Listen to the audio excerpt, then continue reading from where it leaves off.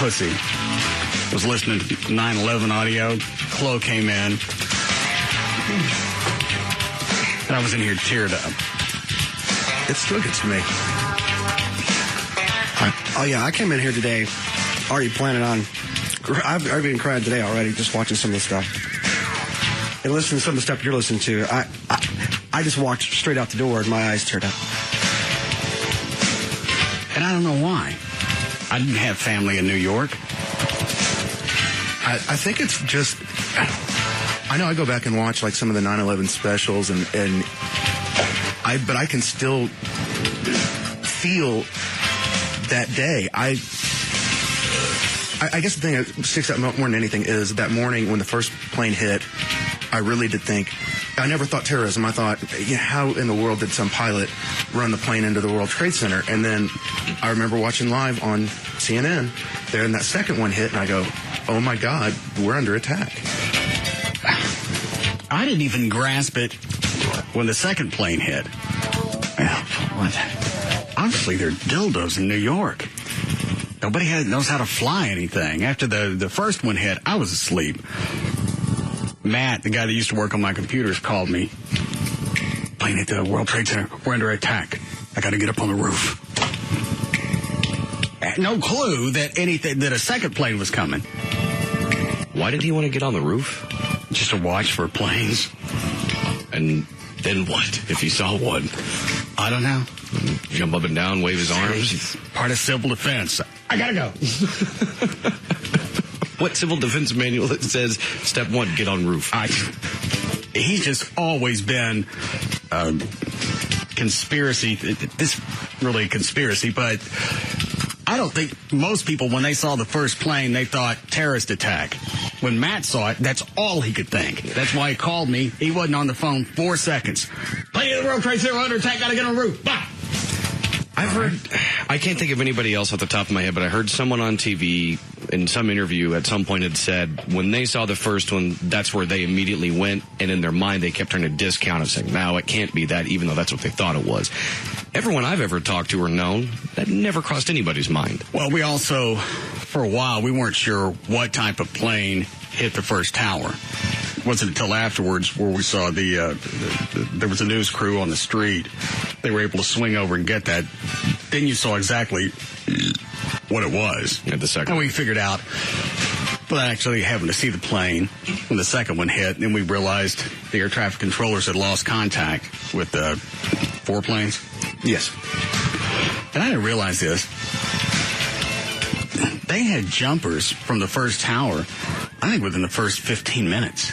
I thought it was a lot longer than that. I was listening to some of the audio that the fire department out of New York released. Mm-hmm.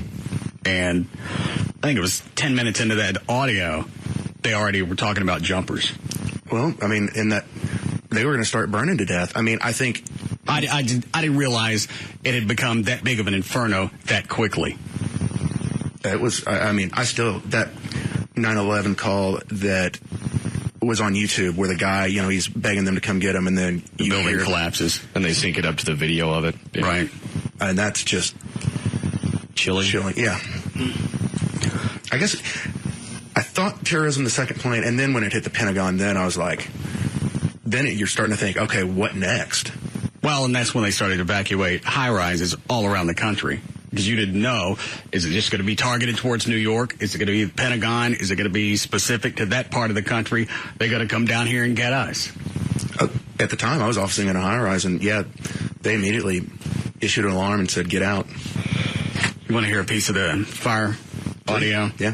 This is it's about 45 seconds before the second tower was hit.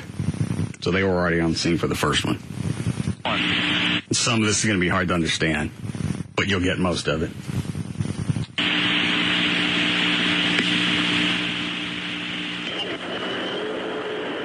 Squad 4-1 to Manhattan.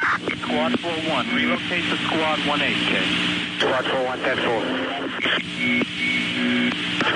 4-0 Bravo to Manhattan. 4-0 Bravo. Can you confirm that Hazmat 1 is responding to the 1060? They've been assigned, Kate. Hazmat 1 to Manhattan. Hazmat 1. Yeah, we are responding. We're just out of the tunnel. Is there a specific route that is set up so emergency vehicles can get through okay?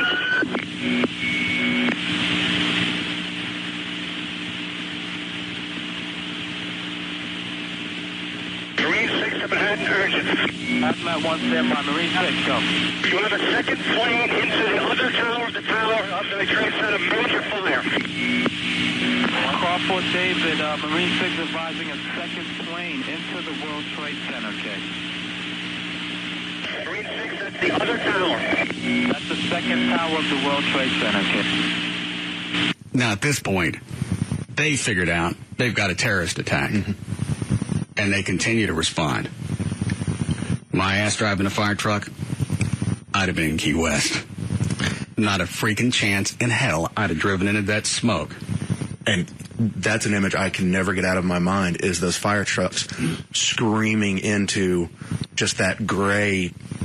Having no clue what they were driving into or what was going to play out. And they went anyway.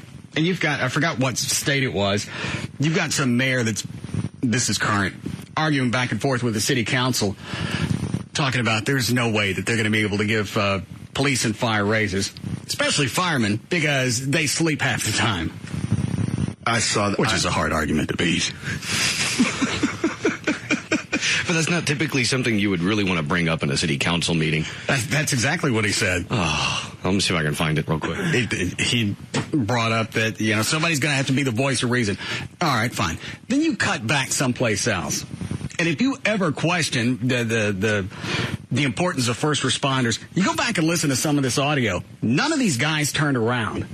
After that second plane, the first plane, they're not really sure what they got. The second plane, they know that New York City's under an attack. And they continue to move in. All units stand by unless urgent. Manhattan calling call Fort David, Ken. Fort David, okay. Manhattan calling call Fort David. Call Fort David, Manhattan. All right, be advised, you're in front of a second plane. Crashed into the second tower. Be advised, on the 83rd floor, room 8311, we have people trapped. Room 8311, 83rd floor. Call Fort David, acknowledge. Fort David, 10-4. And they're still driving in with the intent to go up to the top of that building and get people out. One of I think it was Giuliani's chief of staff. Her husband was on the special rescue part of the fire department, especially for high rises. And she tells the story. And I mean, she's pregnant at the time. And she said when the first tower went down, said she just collapsed because she knew her husband, she knew where he was. So there was no doubt. Everyone was telling her, maybe he's okay, maybe he's okay. And she's like, no. I think his name was Joe. And she goes, I know where Joe would have been. I know where he was. He's gone. Yes, Cindy. Hi, Russ. I know it's the anniversary of it and everything, and it's just, you're totally messing with me. My little sister lived less than 2 blocks when the buildings went down. I watched it on the news. I had her on the phone when the first tower went down. We lost the call. We didn't know if the buildings fell on top of her, and you're bringing all that back up. And it's like, I think, listened to you that day. You were telling jokes and stuff, and it really helped me out. And it's just, right now, it's just, you're bringing all that back up. Would you like us to slap Alfie around for a while? No, I just, I don't know. Put on the clown mask and go scare Gavin or something. I don't know. You know what? Maybe it's not necessarily, I know it's morbid, and I know it's depressing, but we were self-absorbed months after this happened when people didn't want to wait in lines at security checkpoints. Now we've gotten so far away from it. I don't know how many people really still grasp what went on, because I've said this over the past 6 or 7 years. That was the first time in my adult life I was actually afraid for our safety, because you didn't know where it was going to stop. You couldn't, okay, that whole day, cell phones did not work in New York City that day. I called my sister constantly. You couldn't even get a voicemail or anything. The only thing that kept me sane was trying to go through my usual routine. I went to work that night. Everybody was upset. Just we're all freaked out. Then they're all there was some message that went out about midnight. I worked the night shift back then. And they said, oh, you have to go fill up your car because they're going to raise gas prices. They actually let us off work to go fill up our tanks. Yeah, I remember there was a gas station just north of Dallas. In fact, the owner even called us and explained why he did it. What did he jump gas up to? Was it $5-6 a gallon? Yeah, it was something, I mean, just absurd. They were trying to do all sorts of stuff.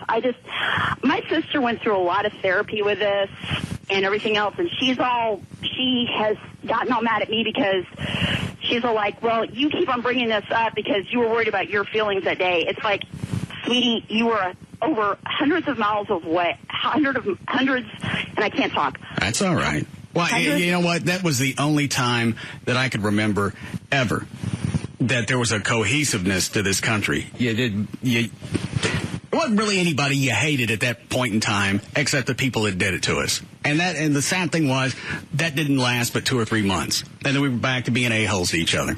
Well, wasn't that the whole time y'all were doing the Pop-Tart joke? Probably. All right. Well, thank you, ma'am. Thank you. All right. I remember that day was the first day I ever heard you use GD on the air. Yeah, I wasn't happy that day. I had to come back early from vacation. Freaking terrorist. There's a woman, you had a Middle Eastern expert on. I think he was from University of North Texas. Then you had some dumbass woman call up screaming, how dare you have a Middle Eastern on the air? And, just complete absurd phone call. Well, not everybody from the Middle East hates us. No. Not everybody from the Middle East disagrees with our policies, just like back when the Japs had attacked Pearl Harbor. Not everyone that lived here of Japanese descent was planning on attacking this country. We went and got them anyway. Yeah, that didn't stop us. Round them up, put them in a camp. How we doing, Chloe? We're cool. All right. Here's the second clip. This is when the first tower falls. And again, after it's called in, they keep going in. This is about 44 seconds before the first tower collapses. 68 engine, 35 engine, 50 engine, 64 engine, 94 engine, 83 engine. Those units going to the 5th alarm box 2033. We've been advised the West Side Highway has been open to emergency traffic. The West Side Highway is open to emergency traffic. Take that route going to Weston VZ. Acknowledge 68. 68, 10-4. 5 engine. 10-4, 35. 50. 5-0, 10-4. 4. 6-4, 10-4. 84. 5-4, 10-4. 83. 83, 10-4. 10-4. And full field comp check. 240 Manhattan. Okay, 240. There's been a major collapse in the tower. The command center out here, everybody has... It was a major collapse. I'm in my rig right now. Well, we notified them that there's a major collapse in the area. Well, everybody in the area had to warn. I don't know if the field copy is available. Can anybody hear me? Yes. I'm a civilian. I'm trapped inside of one of your fire trucks underneath the collapse that just happened. Stand by. Let's get close to you. I can't breathe much longer. Save me. I'm in the camp of your truck. Hi, person transmitting the Mayday. Where are you, Kate? I just told you. If you look at the World Trade I wouldn't get pissy right now. Pedestrian bridge. I think it collapsed when that partial building just collapsed. I was on the street. I don't have much air. Please help me. 82 up 6 sofa. I copy that. I'm going to go look for him. 10-4. Manhattan Field Com, urgent case. I can barely breathe. Please send somebody. Okay. The person calling for help. Listen to me. You need to calm down and relax. Stand by. We do have somebody on the way. Maintain... And you can listen to the rest of this audio, and they continue to go in. And didn't think twice about it. 10-4, I'm in the camp in the truck. 10-4, we do have people on the way over there. Manhattan Field Com, urgent case. 4-3, Manhattan. Stand by, Manhattan Field Com, urgent.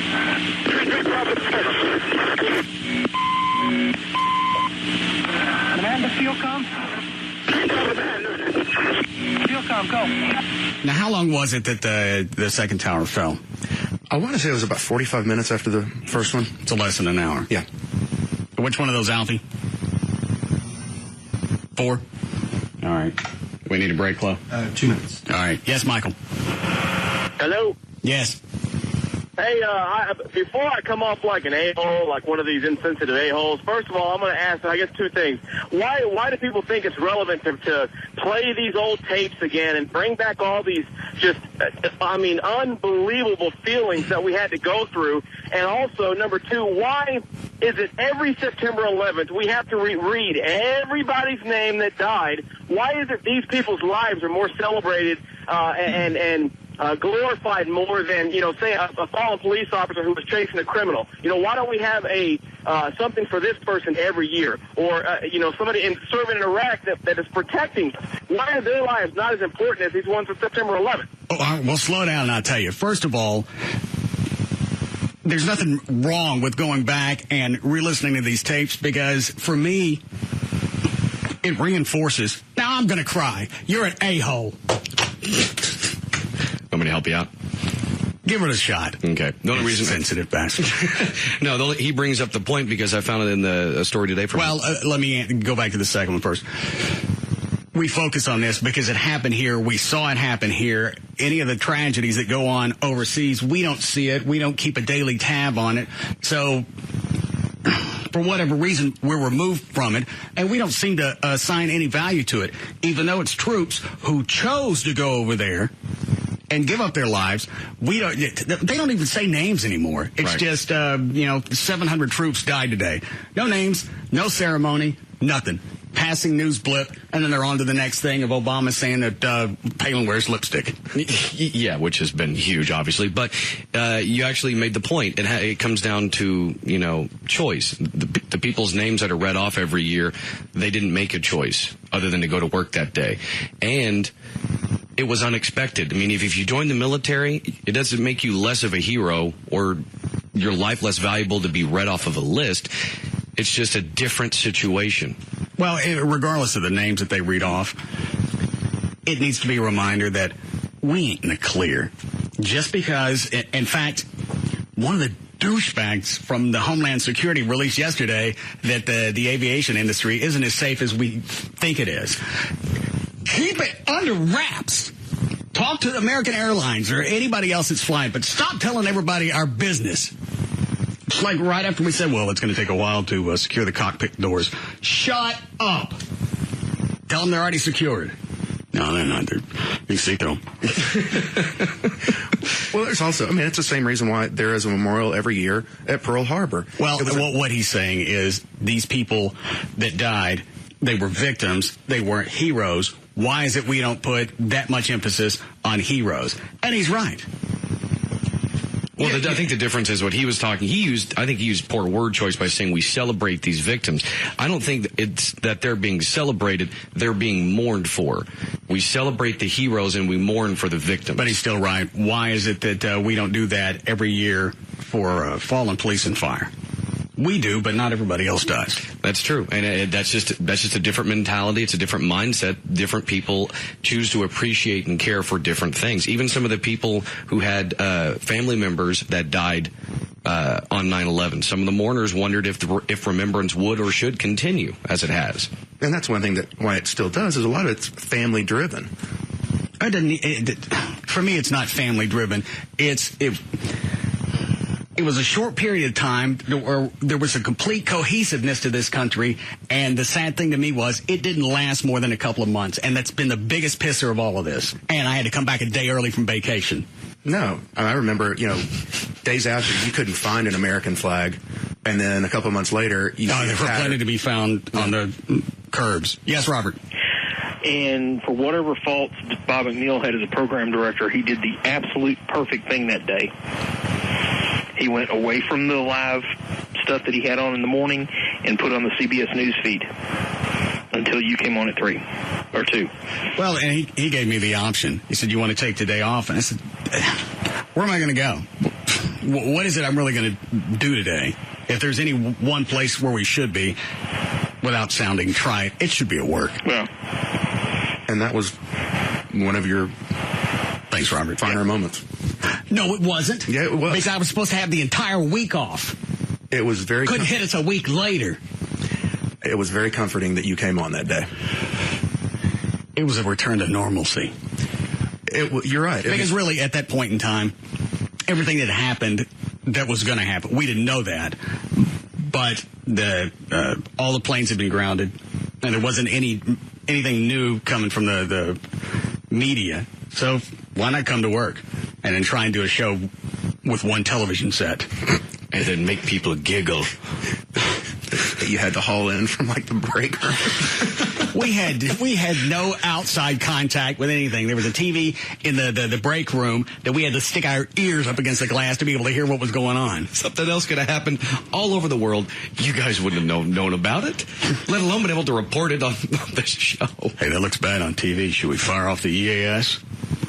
Go flip on another channel. Turn it up. Finally, we just brought the TV in the studio. We didn't have dick for any type of news coverage. Alfie, tell them they can hold if they want to. I got a break here. All right, we'll be back.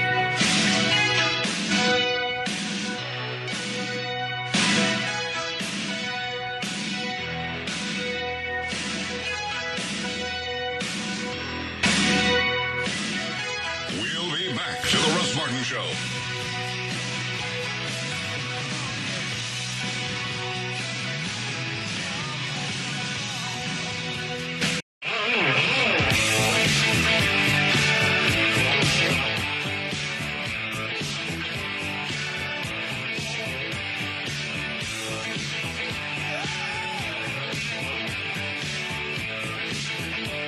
We're back to the Russ Martin Show.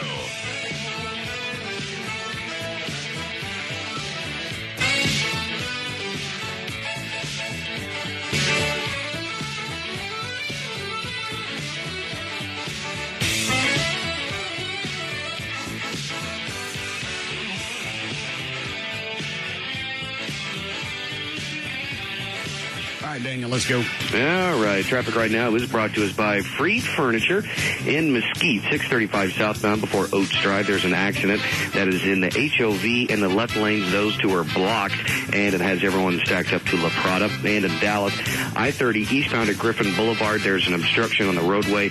No report yet as to exactly what that is. And in Fort Worth, 820 westbound at Old Decatur Road, there's an accident on the left shoulder. There's your first check of traffic. I'm Dan O'Malley on The Russ Martin Show. Thanks, Dan. You a hot mama. Your ass is bomb diggity. Right now it's 90. I'm JFD Ryan on Live 1053. All right, Alfie, which one of those lines? Line 4. All right. Is it Eli? Yeah. Yes, sir. Hey, boss. Yeah, after 9/11 happened, I went in the Marine Corps the next day, signed up in the recruiter's office, and found myself in Iraq, twice in Fallujah, fighting door to door. And listening to that stuff, makes it all worth it again.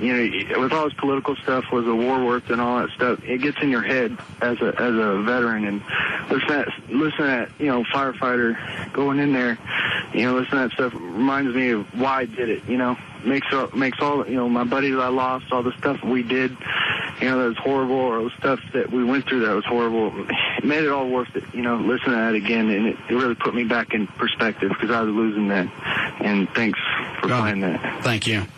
Yeah. And the guy that called earlier that didn't want to come off like an a-hole, he's got a point. There's no real memorials on a regular basis for the military or police and fire. Don't they do one in Washington, D.C. for police and fire? Or policemen? I think they do an annual one, as far as fallen police and fire every year, but it's just obviously not as... But just in the news now, when you have troops fall, they just give it a number of troops, and there are no names. Right. And you would think, But also, I bet that guy that called, what he said, why do we have to relive this every 9/11? I bet he don't mind getting a Monday off for Memorial Day. No. Still take that off and go to the lake. Which is a great way to celebrate the fallen heroes. Get drunk on a boat. And the sad thing, take the day they do honor police in D.C., you don't see any news coverage of it. Now, they'll cover Obama and the lipstick pig for hours on end. It's like, you could take some time out of your programming to just give it a little bit. That's every year when we do the police fire parade. It's on a Saturday. Nothing's going on. This past year, Not one station came out. Nope. And I think we went right in front of Channel 33, and normally they'll at least shoot it from their parking lot where news happens. When news happens, they go outside. The sad thing is, I think Fox has been the only one to ever actually do a really solid piece on the parade. No, there are too many other things going on, and police and fire aren't that important. And it's not a radio station event because I won't let any banners or station vehicles. They still don't care. Makes no difference. They want to cover the fact that Mary Kay's coming to town. And you got the convention for that. And it's probably the largest event of its kind. It doesn't make any difference. I'll tell you exactly why it's queer to have your junk in your own mouth. I thought about this last night. Jesus. Is when you're looking at porn and you're using your hand, you're fantasizing about some chick. When you got a mouthful of yourself, you ain't thinking about nobody but you. And that's queer. I don't know. Thank you. I don't know that because I can't do that. But I would think the same way if you're using your hand and you don't have access to a computer, you're playing fantasizing about some chick. So I would imagine if you're on yourself, then you're doing the same thing. No, now, you're not doing the same thing because you got a mouthful of man. Well, granted, a mouthful of man. It might be. There's a man thing in your mouth. It might be distracting. It's not distracting. It's something that's gay. And however it decides that, well, it's yours and you can do anything. You're fantasizing. You can't get a man, so you're using yourself.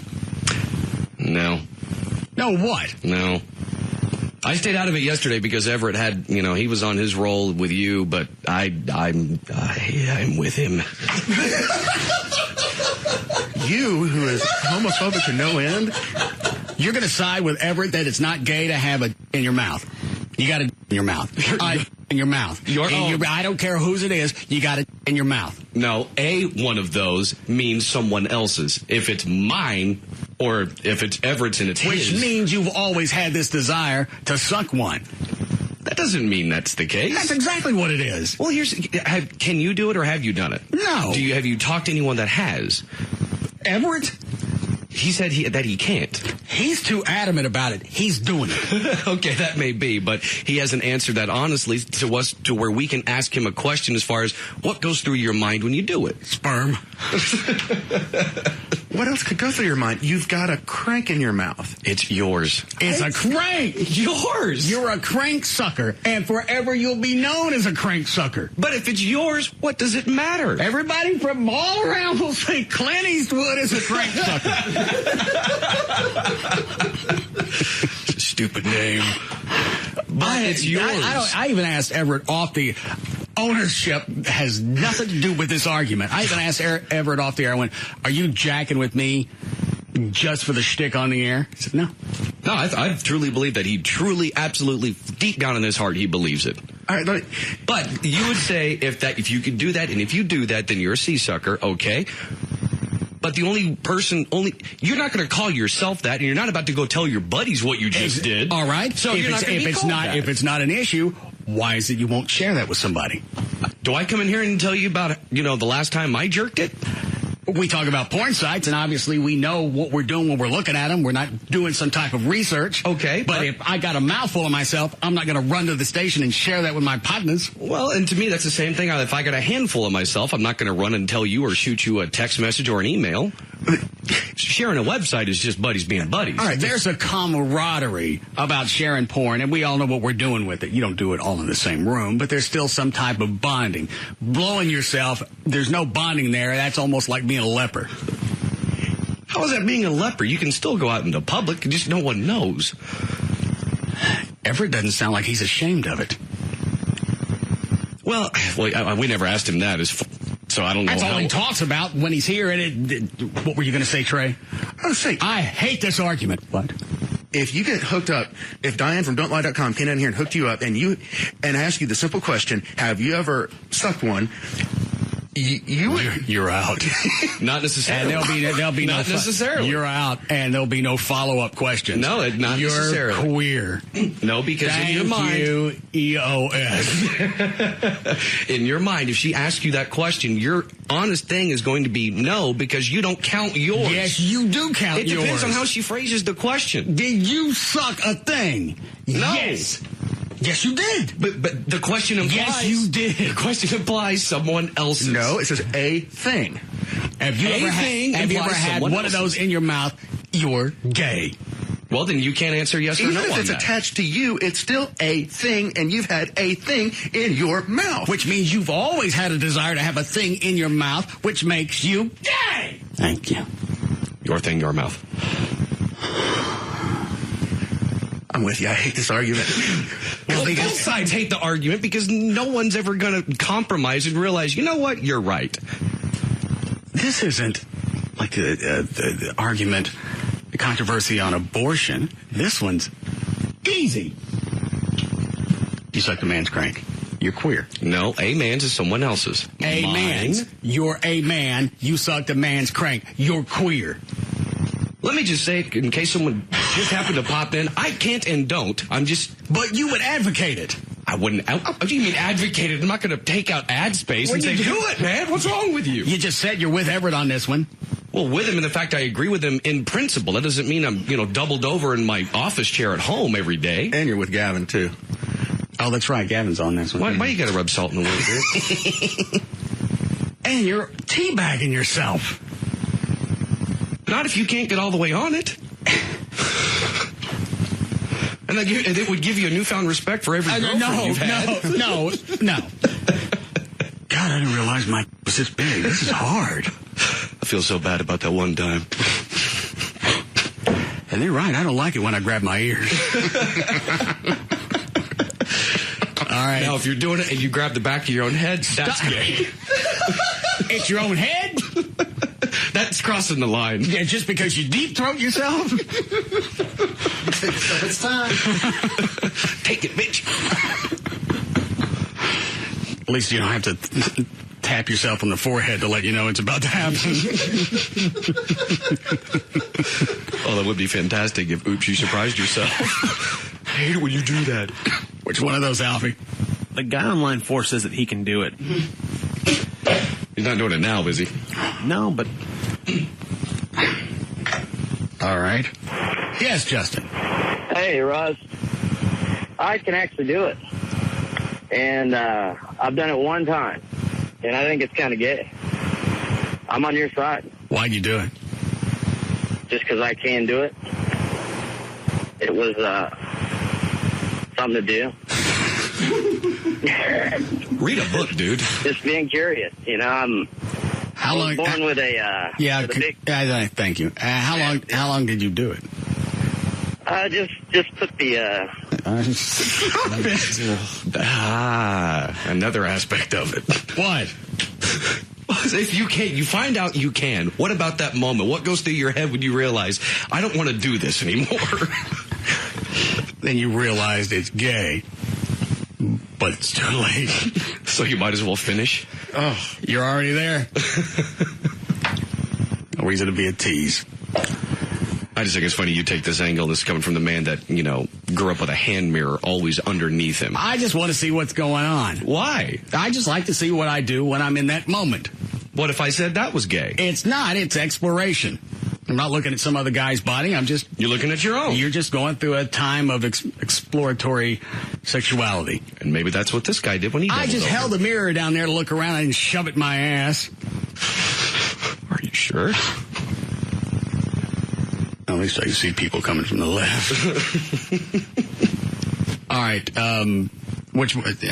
If those are more gay things, I'm done with that. You ready for news? Sure. Is it the same person on hold that called yesterday asking, what if you got no arms or legs? Yep. Why would that prey on them for 24 hours where they got to call back and get an answer to that? Well, they hung up. I'd have to give you special dispensation if you have no... If that's the only way that you can do it, fine. We'll write you a note. So that's your compromise? If you got no arms and legs and there's no other way to achieve that release and you don't have money for a puppy, fine. 403 at KLLI, Dallas, Fort Worth, Texas. Dan O'Malley's here with news. Thank you, Russ. September 11th, 2008. Oh, good Lord. There it is. I lost the first story as I read part of it earlier. The nation paused to mark the 7th anniversary of September 11th. What happened on to Thursday. birthdays? I think you still had it. Why would I have birthdays? I gave you a stack. Oh, well, go ahead. I'll find them. I'll do them in a little bit. The nation paused to mark the 7th anniversary of September 11th on Thursday, holding ceremonies and moments of silence to commemorate the terrorist attacks that killed nearly 3,000. President Bush led a White House gathering while relatives of victims killed in New York City did the same in downtown Manhattan. Other ceremonies were being held throughout the day, including one at the Pentagon where a new memorial is being dedicated. In Lower Manhattan, family members and students representing more than 90 countries that lost citizens on September 11th read the names of the more than 2,700 people killed in New York. The ceremony at Ground Zero included moments of silence at 8:46 and 9:03 a.m., of course, the times that the two hijacked jets slammed into the World Trade Center. 2 more moments of silence were held at the times the towers fell. Presidential candidates John McCain and Barack Obama were to pay silent respects at Ground Zero Thursday afternoon and later attend a city forum on public service. This is the part we mentioned earlier. Some mourners wondered if the remembrance would or should continue as it has indefinitely. About 3,500 people attended last year's ceremony, roughly 25% decrease from 2006. Charles Wolfe, whose wife Catherine was killed at the World Trade Center, said, "We've kept it alive and perhaps kept it alive too long. How many times do you want to reopen the wounds?" Other victims' relatives worry that September 11th will revert to being just another date on the calendar. So even friends and relatives of victims are torn on it. If you look for any positive from it, maybe it keeps us from being complacent. Just because it's been 7 years doesn't mean that we're out of the woods. Well, and you're right. And you also brought up, was it Chertoff, I think, was the one that said, well, you know, aviation still isn't as secure as it needs to be. Nothing is secure as it needs to be. Oh, well, stop spreading it around. At this point, I mean, I think the terrorists probably know that. I mean, they studied for years to make 9/11 happen, and chances are they've been studying something else. I just don't think it'll be aviation and when we're hit next time. Well, don't take Amtrak. I already eat them up. Yes, Jennifer. Yeah, my uncle worked at the Pentagon because he was in the Navy, and his commanding officer sent him on an errand that morning, and when he was not there for the head count, they put him on the missing list, and when he got back, he checked in, and he went to go look at the missing list just to see who was on it, and he said that was the most scariest thing ever in his life to see his own name on the missing list there at the Pentagon. And it was funny. Normally I'll put up flags, and I forgot today, and I didn't think about it till I drove halfway out of the neighborhood, and there was one house in the entire development that had the flags up. Nobody else gave a rat's ass. And I don't know how you get past an event like that. It's one day. Spend 50 cents on a flag and stick it in front of your house. And I'm as guilty as anybody else because I forgot. And you, at least in your, thanks, Jennifer. At least in your neighborhood, you had the one. When I left to come up here, when I left my house, I didn't see any. And I thought about it as well, thinking, well, I've got that one. I should have put that up. But, well, now I'm going to be late to work if I do that. Got this email from a cop just now. See if I can read this without turning into a pussy. All right, $5 you can't. All right. I'm ready. What are you thinking of? My junk in my mouth. As I got dressed this morning, I pulled my black band from my wallet and placed it over my badge. When I got to work, I personally lowered the flags in front of our building to have staff and walked inside and began helping my city prepare for the expected storm this weekend. The last word from the feds is that Ike is still expected to be a strong tropical storm, possibly even a hurricane, so we've been quite busy. A little while ago, as I had to run to Home Depot to pick up supplies, I got in my squad car as the show opening music started. It wasn't until you started talking that I actually heard anyone talk about 9/11 today. Thank you for playing those tapes. You reminded me and everyone like me why we do what we do. This weekend, there's a good chance I'm going to ask men and women under my command to place themselves in harm's way to help someone in need. You've reminded me not to take that responsibility lightly. I almost made it. Yeah, it was a valiant effort. Yeah. I could have done it. So that's a tough one. Don't take lightly what you and your show do. Okay. Good. Queer. Why are you calling me queer? Because you said it's okay to stick your junk in your mouth. Well, fine. You're queer for looking at your own junk with a hand mirror. I didn't look at my junk. I looked at my a-hole. Oh, that's better. Well, back then it was worth looking at. The Dallas Independent. Read your story, smartass. The Dallas Independent School District overspent its 2007-2008 budget by, I'll let you try to guess how much. Overspent. I like how they used the word overspent. $6 million. 64 million. Ooh. Yeah, that's what they said. A recently discovered gap that will probably require deep cuts just as a new school year is getting underway. And that's the other thing. They just got this school year started. How do they explain where the $64 million went? Poor management? Poor planning. Apparently they can't add and subtract too good. They don't know where it went? Well, district officials attributed the overspending in large part to last year's hiring of an additional 750 teachers to reduce class sizes. The district, though, failed to adequately budget for those new teachers. So what are they giving those teachers? About $700,000 a year? No, when you add up, the additional 750 plus you factor in step raises with DISD employees, it's oops. We forgot the 750 new teachers we hired. We didn't factor them into the budget, and, we couldn't afford it anyway. I know that Hinojosa walked into a lot of this when he took over as superintendent, but there have been too many things that he's done over the past few, or ignored over the past few years, that make him guilty of all of this. Absolutely. At the same time, day-to-day spending last school year exceeded budgeted amounts, but the district staff members failed to notice. They were almost singularly focused on completing an overdue audit of books from the 05-06 fiscal year. So it's a few years running they can't figure this out. Dr. Hinojosa said he's restructuring the district's business operations. And actually, Hinojosa didn't inherit a lot of problems. The guy before him... Well, I think a lot of the spending with the credit cards, that had been going on leading into his administration. I think you're right. I think it just became more and more rampant as every school year. I think it was Brett Shipp that dug that up. Was over the course of 2 years, they had wasted $45 million, something like that. Yeah, on the P cards or whatever it was. Yeah, because there was nobody going back and auditing anything. They were just buying anything they can get their hands on. Yeah, turning in no receipts required. Well, and they're almost doing the same thing, except instead of having the cards to give the teachers, people are just spending the cash and still no oversight to someone to say, hey. Well, yeah, it doesn't make any difference. Now you've lost over $60 million and there's no explanation, just we overspent. All right. Well, try harder next year. Well, we mentioned Hurricane Ike. The Arkansas-Texas game scheduled for this Saturday at Texas Memorial Stadium in Austin has been postponed due to weather concerns. Pussies. Hey. I wanted to go see the game. Yeah, so did I. I'm sorry, that would be a fun game. Rain, heavy winds. Lightning. Yeah. Flying people. Truth of the matter, Austin's just not equipped to handle the big crowd, 50,000 people pouring in for the game and another 100,000 coming in as evacuees. I mean, Austin, is that where they're headed for, is Austin? Oh, predominantly. A large number are heading to Austin, and then there's even more that are heading up this way because they still think it's a possibility that Ike will end up splitting in between Houston and Corpus Christi and go straight into the hill country. Well, most of these people are from Texas, so that's okay. It's when people from other states come in and trash our stuff up and there's no thank you at the end of it. Those are the ones I don't care for. No, only more lawsuits because we didn't give them enough.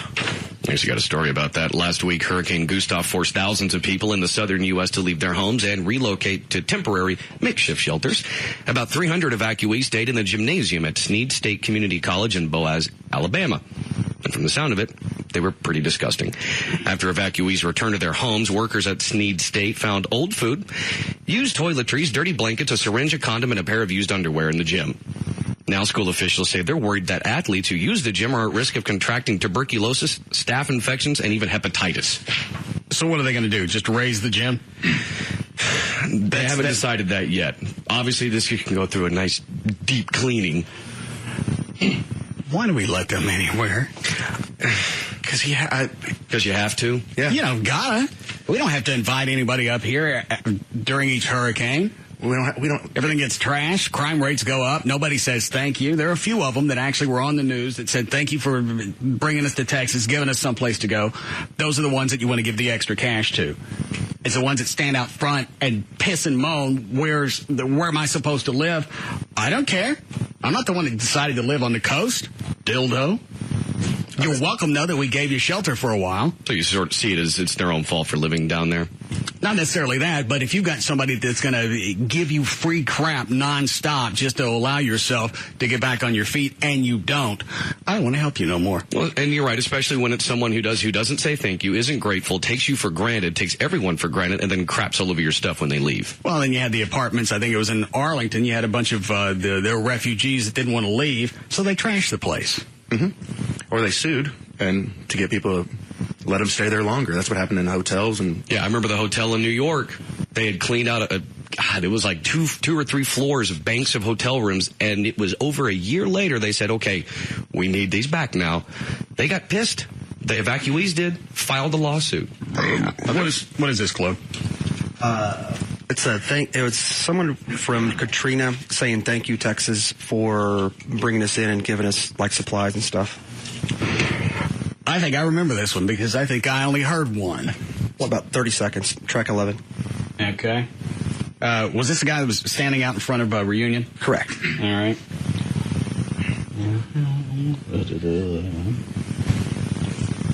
And I thank Texas because they show much love.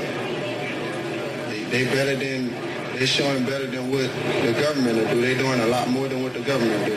Because people don't even know us, and they're inviting us into their homes for a place to stay, nice food to eat, to make it feel some kind of comfortable, trying to make us smile. So I like Texas.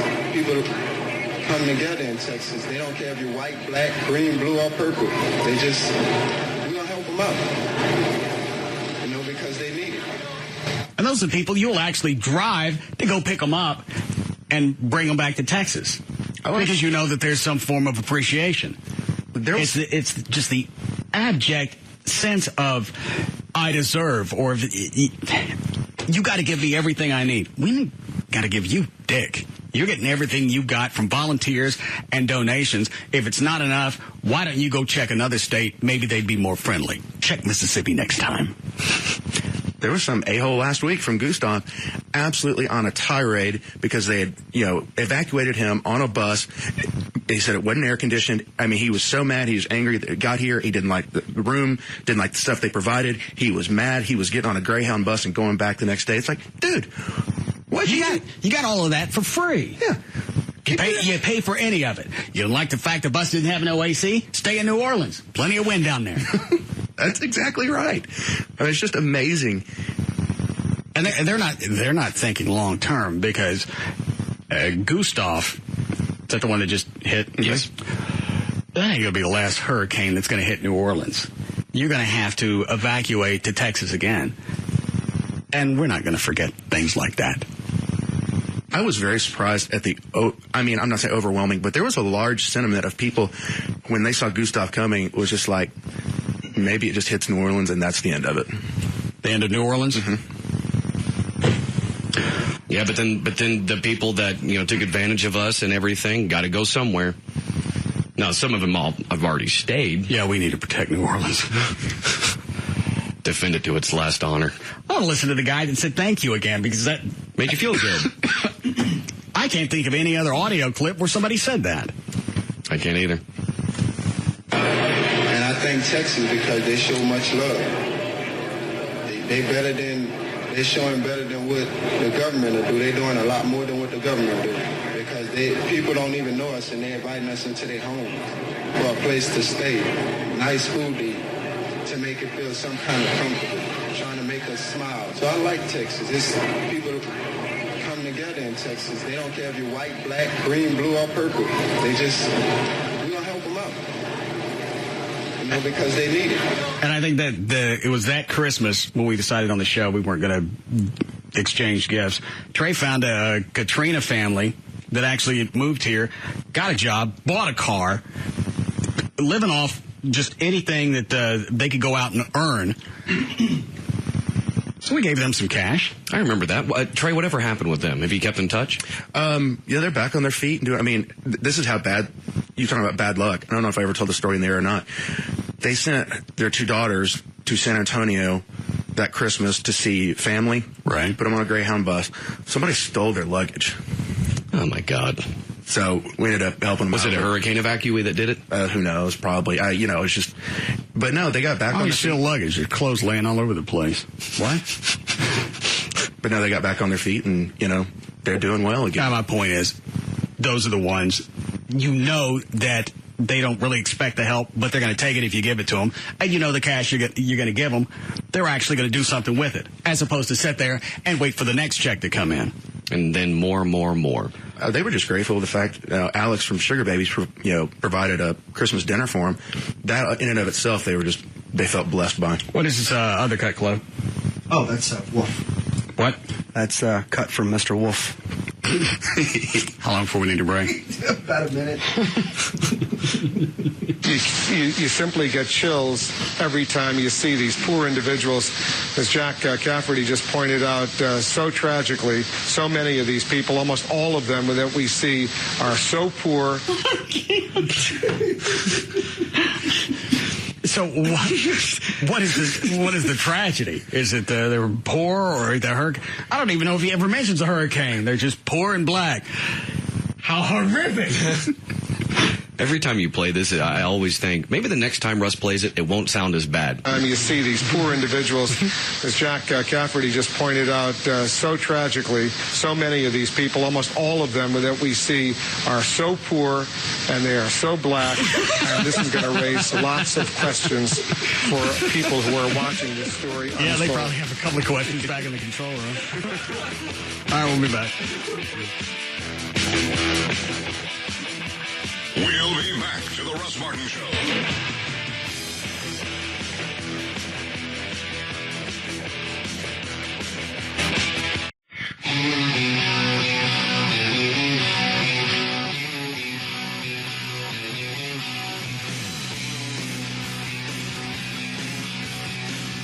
We're back to the Russ Martin Show.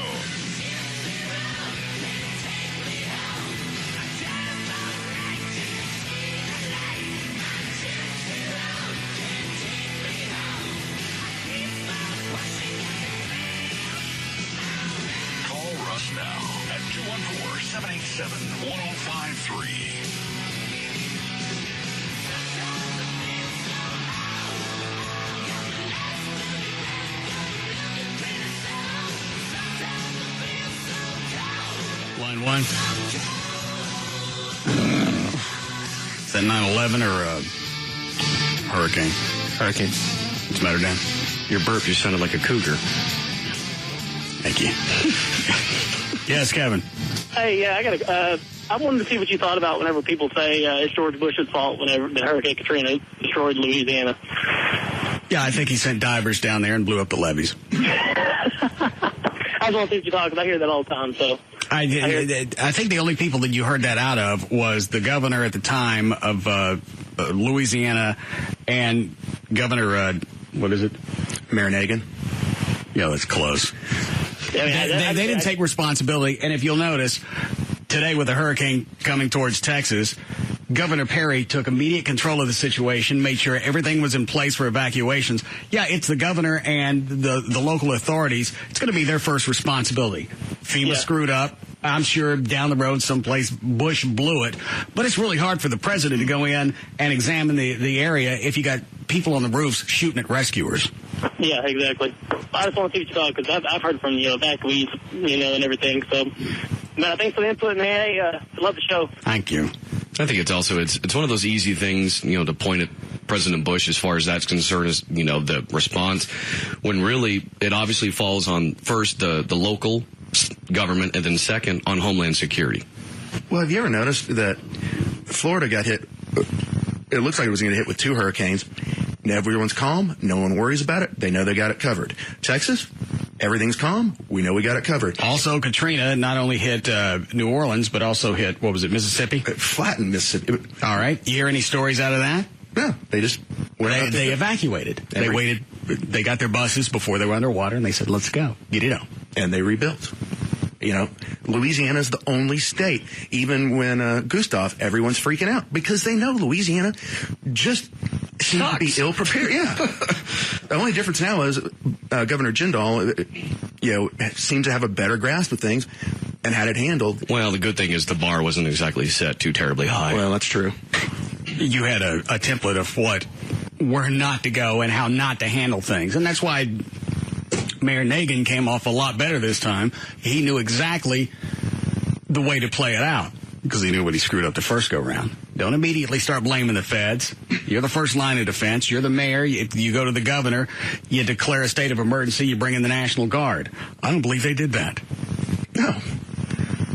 They waited until the hurricane hit, and they said, okay, well, we'd like some help. All right, well, as soon as you can get those guys off the roofs with the handguns, shooting at the firemen and the rescuers, we'll be able to drop some food off. I think it took 3 days for Blanco to finally ask the government to send in the National Guard. It's like, I guess they just thought, oh, hey, they'll come. Yeah, they obviously have satellite TV. Mm-hmm. They'll probably get wind of some of this. All right. Well, wasn't that one of the theories, though, that the government blew up the levees?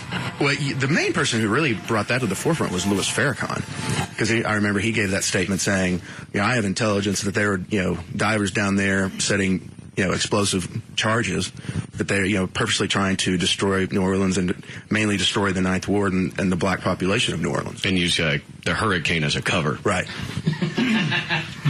What is that, Chloe? That's Farrakhan. What cut? 17. Farrakhan never came up with any evidence because he said he had something definitive that he could show us. No, never came up with that. 17? Yes. All right. About 38 seconds. To which he would probably reply that, well, the government destroyed it. That went down under there, they took a chunk of some of the concrete, put it in their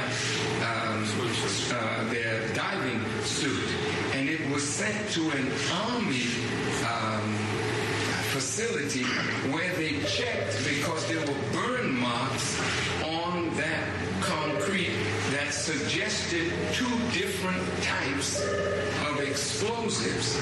And these explosives are from the government. How do you know that? Who told you that? Where'd you get the evidence? Where's the chunk that they sent off? Where are the pictures of it? How come the news media didn't say anything? Why do black people talk to you? Does anyone talk to you? He's got his followers. You got everybody. You can get enough of a groundswell to turn any race against another one. And you want to go off on some fantastic journey of, well, here's how poorly the U.S. government thinks of the black community as they blew up the levees. Well, and it's as far as his followers, it's people that are obviously like-minded already. And so when they hear someone that has that same opinion and he's a leader, then getting the followers, it's because they hear what they already want to hear, and it's easy to fall in. And he said he's got documented evidence. Mm-hmm. We always like to think that there's a conspiracy as opposed to something just happened. I'm sure he had like the Kennedy assassination or the collapse of both towers. What else? I know we didn't go to the moon, so stop. Yes, Miles. Yo, I got a question real fast. Wouldn't it be cheaper if we just moved everybody's stuff out of Louisiana? Like, we didn't rebuild the levees and everything like that. Like, we moved it one time. We don't waste all our tax dollars that you and me and everybody else are paying. We just get everybody's crap out of there. And then whoever wants to stay there in their little flooded city, they can do that. That's their own fault. But you're talking about absolutely just razing an entire city. When I mean raise, I mean tear it down. Oh, I know. But I mean, I'm just saying, if we'd like give these people an opportunity, like, to get their job, we're not going to like have them sit there, like the hotel issue which you brought up earlier. Give them a 6-month period to get on their feet. After that, they're on the streets.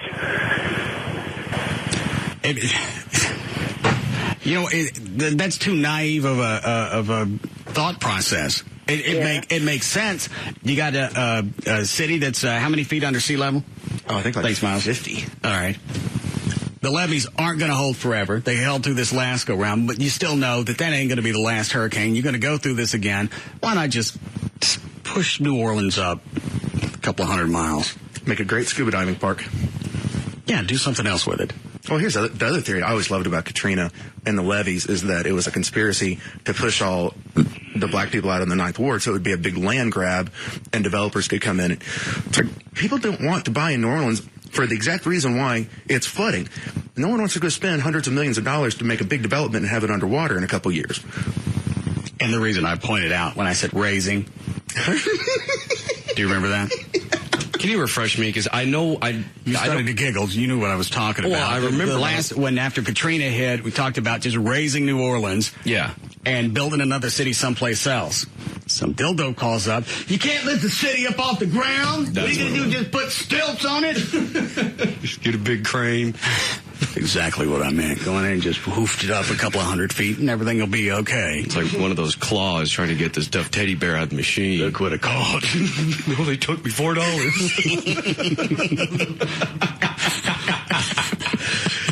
Do that again. What'd you catch? It's better than stuffed Bugs Bunnies you normally get.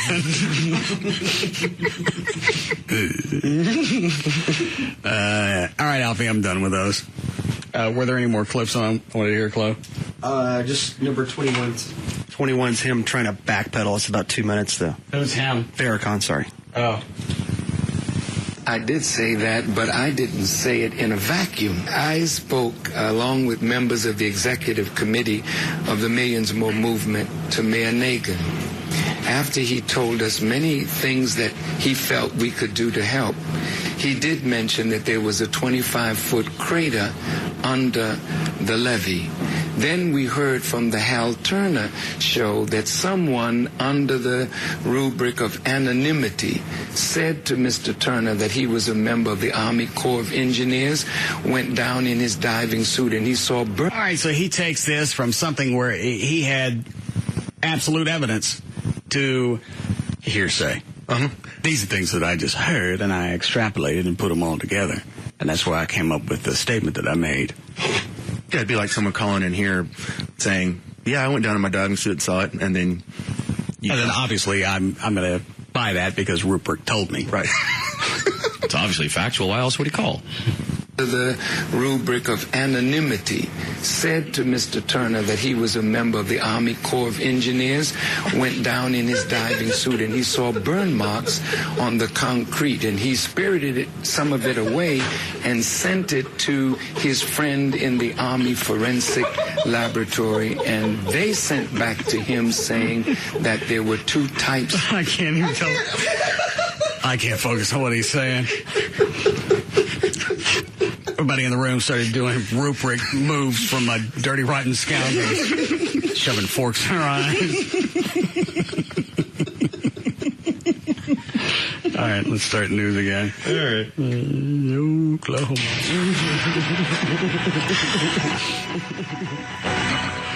4:43. Dan O'Malley's here with more news. Thank you, Russ. Birthdays. Birthdays today. Ludacris turns 31. Harry Connick Jr. from New Orleans turns 41. Moby turns 43. Virginia Madsen from the movie Sideways turns 47. Christy McNichol from Married with Children turns 46 today. And Christy McNichol wasn't on Married with Children. Did I get her confused with somebody else? Christina Applegate. Christy McNichol, wasn't she the wife of Ted, was it McGinley in the show? Or do I have the wrong chick altogether? Yeah, you have the wrong chick. That was Amanda Beard. Yeah. No. Clam. Go ahead, Dan. Either way, she turns 46. And Brian De Palma, director of Mission Impossible, turns 68. And Mickey Hart, Grateful Dead drummer, turns 65 today. If there are three states that are the most crucial in the November presidential election, they will likely be Ohio, Florida, and Pennsylvania. Since 1960, no candidate has ever won the presidency without winning two of these three battleground states. Senator John McCain is leading handily in Florida, and Barack Obama has narrow leads in Ohio and Pennsylvania, according to polls released today by Quinnipiac, whatever it is, University. The poll gives Obama a 5% edge, 49-44 in Ohio. He has an even narrower lead in Pennsylvania, 48-45, while McCain has the comfortable 50-42 margin in the state of Florida. Hold on a second. Yes, Michael. Yeah, you were talking about the idiots that are staying in the hurricane's path. I actually work for a security company, and about 30 of me and my fellow associates are going down there to do security for the like all the warehouses and the shopping centers down there. For looting? Yeah. Now, what if they told us we could, if they break in the place, we could do whatever we want and wait for the cops to show up. So. What'd you pay to do that? About $20. That's pretty good. Better than getting a license. I wonder if Governor Perry's going to go the same route that they did in New Orleans. You get caught looting, you go to Angola.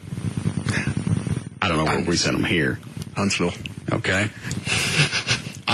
You know what? They'll have to take them someplace that's secure, because a lot of the jails around there will be, you can't take them there, so there's a good chance they'll go someplace like that. That was probably one of the better things that Nagin did this go round is we're not even going to negotiate with looters. You're going to get stuck on a bus and you're going to Angola. And you're going to stay there until we get everything cleaned up. And you can see how we did with Katrina. And leave them there. I honestly, that was the first time. That might be the first thing that's ever come out of Nagin's mouth that I actually said, nice job. And you still had looters that were giving it a shot.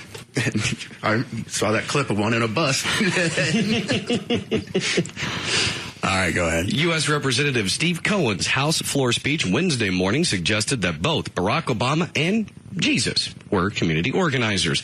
Well, it's lit up the blogosphere and produced heated partisan exchanges. In a brief speech, Cohen said that he believed that the political parties have differences, but if you want change, you want the Democratic Party. Barack Obama was a community organizer like Jesus, who our minister prayed about. Pontius Pilate was a governor. Who? Pontius Pilate. Okay. What? Sounds like a Warner Brothers cartoon. No, he came before then. Right. Besides the commentary on a YouTube version of the speech making the rounds, the Tennessee Republican Party also responded with a statement. Frankly, we're shocked that Representative Cohen, a Memphis Democrat who was targeted by vicious anti-Jewish slurs and bigotry during his 2 successful runs for Congress, would make such idiotic and offensive comments, according to Chairman Robin Smith. Because they called him a community leader. Organizer, yes. Whatever. Well, in comparing Barack to Jesus, I think is what a lot of people are having the issue with. What is it, Trey? Oh, I have the audio clip in my daily audio file. It says Obama is Jesus. All right. This is Representative Steve Cohen. I submit to you, Mr. Speaker, that the parties have differences, but if you want change, you want the Democratic Party. Barack Obama was a community organizer like Jesus, who our minister prayed about. Pontius Pilate was a governor. Thank you, Mr. Speaker. I don't get it. He's comparing Obama to Jesus. I got that. And Palin to Pontius Pilate. I don't know who Pontius Pilate is. He's the one who turned Jesus over to the Romans to be crucified. Oh. He was like the judge. An a-hole. Yeah. One of history's biggest. Well, that's a step down from being a pig with lipstick. All right. Why isn't anybody focusing on that? That now they called Governor Palin Pontius Pilate. Yeah. Oh, it just happened this morning, and you had to be watching C-SPAN to catch it. No one really pays attention to the House when they just go off on whatever they want to talk about. So this is just now starting to hit the rounds of, it's flying all over the internet, and news is starting to pick it up. He's going to draw some fire for this one. Do you think most people know who the Pontius Pilate is? Yes. Yeah. Most people know who Pontius Pilate is. Did you, Chloe? No clue. In relation to the Red Baron? No. Snoopy? No. Ponchos? No. All right. Go ahead, Dan. Okay. Well, speaking of Jesus and racism, do you remember David Patterson? He is the partially blind man who took over as governor of New York when it came out that Elliot Spitzer spent a small fortune on a hooker. On Tuesday, Patterson weighed in on the presidential race by accusing John McCain's campaign of veiled racism. So what did the Republicans do that was so bad? At the Republican National Convention, speakers kept referring to Barack Obama as a, quote, community organizer, which is exactly how Obama refers to himself and his past leadership experience. Did we just talk about this with the Pontius Pilate? That's why I brought it up. Oh. According to Patterson, he says community organizer is code for black. You okay, Trey? Since the Republicans were making fun of Obama for being a community organizer, they were making fun of him for being black, and that's racist. That's what David Patterson says, governor of New York. No, they were making fun of him because basically he has no experience other than being a community organizer, but he touts that as that's given him a feel for things. All I can think of now is Poncho's Pilot, sitting on a doghouse with goggles. What? I don't know. I never heard the name before. You've never heard of Pontius Pilate? No. Ask him again. Maybe he'll remember. I'm somewhat with Trey. I'm surprised you haven't. Now, maybe you learned it when you were a little kid. You know, did your parents make you go to church when you were little? Yeah, but we went to Pentecostal church, and all they did was hand out crackers and passed out.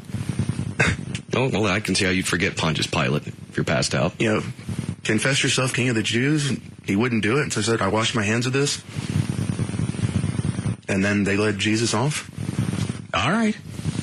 One of the more notable figures in... I don't know Pontius Pilate. I know Dick Dastardly.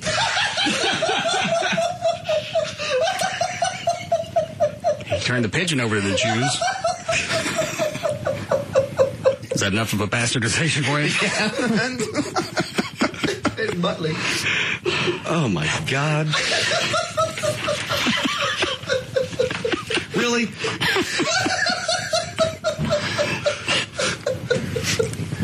Penelope Pit Stop? Any relation to the Pontius Pilate? No. All right. How long before we need a break? No. Good.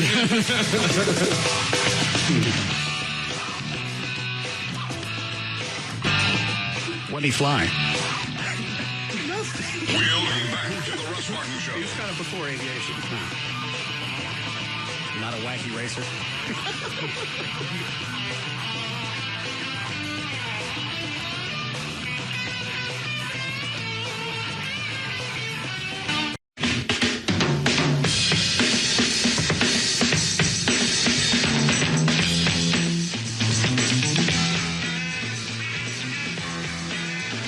We're back to the Russ Martin Show. Come on, baby, I'm tired of talking. Grab your coat and let's start walking.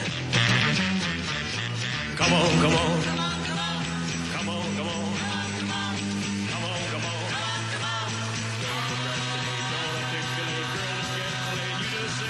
All right, Dan, what do you got? All right, traffic right now is brought to us by Don Davis Auto Group. One wreck on the highway to let you know about in Bedford, 183 eastbound at Brown Trail. The two right lanes are closed, and that's due to a crash, and that has you backed up to roof snow.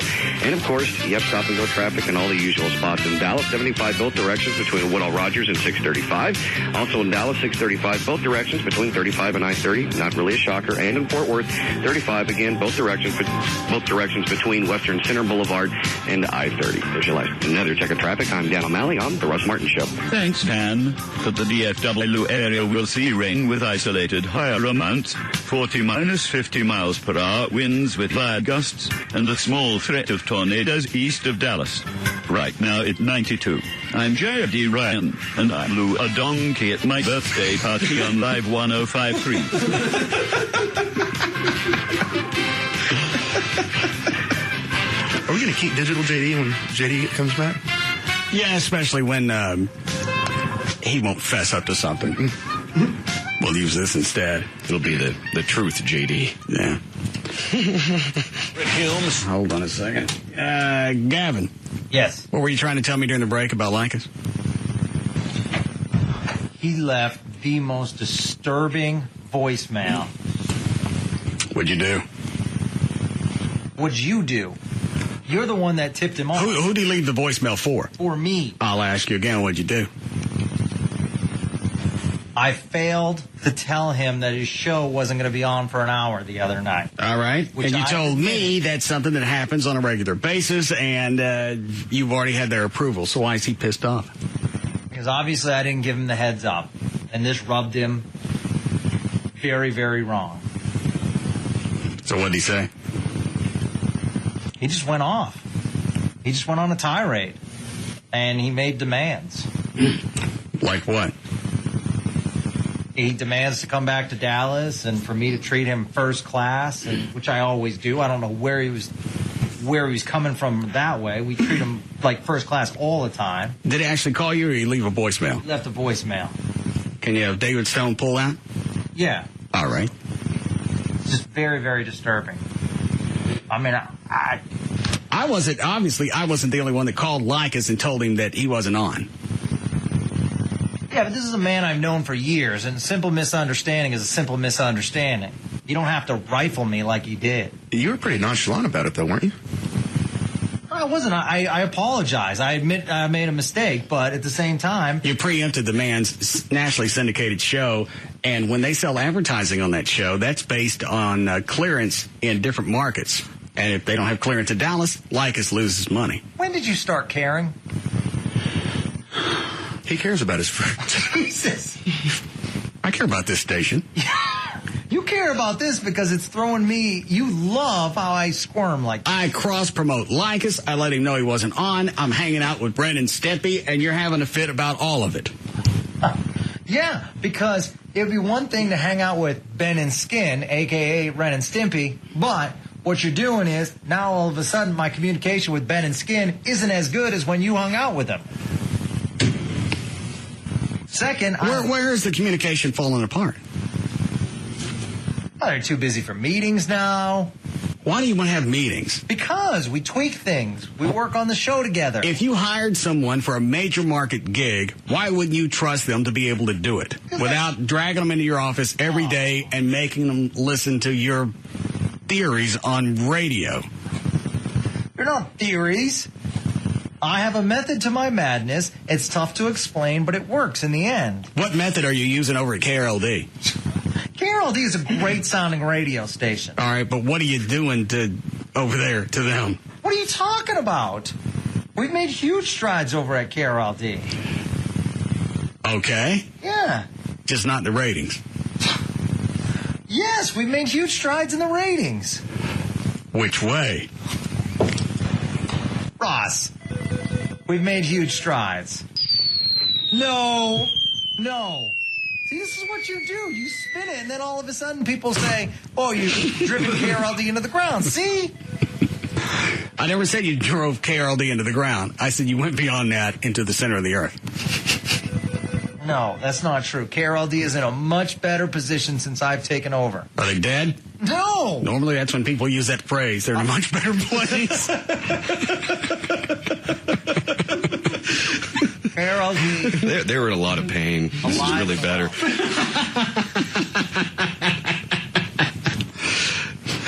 Alive and well. God wanted a radio station in heaven. David Stone just emailed me this voicemail from Likas. Is there any cursing on this? Yeah, but I told David to bleep it. I shot him an email. All right. Hold on. Las Colinas Medical Center. Okay, that's the wrong one. Where did this come up? Can I answer your phone? Hello, it's Gavin. They hung up. Oh, that's too bad. Hey, Gavin, this is your nighttime show calling. Tom Likas. Say, why do I have to get a call from Russ Martin? My friend Russ Martin has to call me and tell me what you're up to down there. What the hell is going on? You preempt me for Terrell Owens? Is that the fucking guy who cried after he lost a game last year? That Terrell Owens? Are you kidding me? What the hell is going on? Hey, I mean, you pre-op my show, you don't even tell me? I mean, what is that? What kind of respect is that? What, haven't I done enough for the radio station? What do I have to do to get any respect around here? For Christ's sake, you owe me, pal. You owe me. We'll start with another. I just was in Dallas.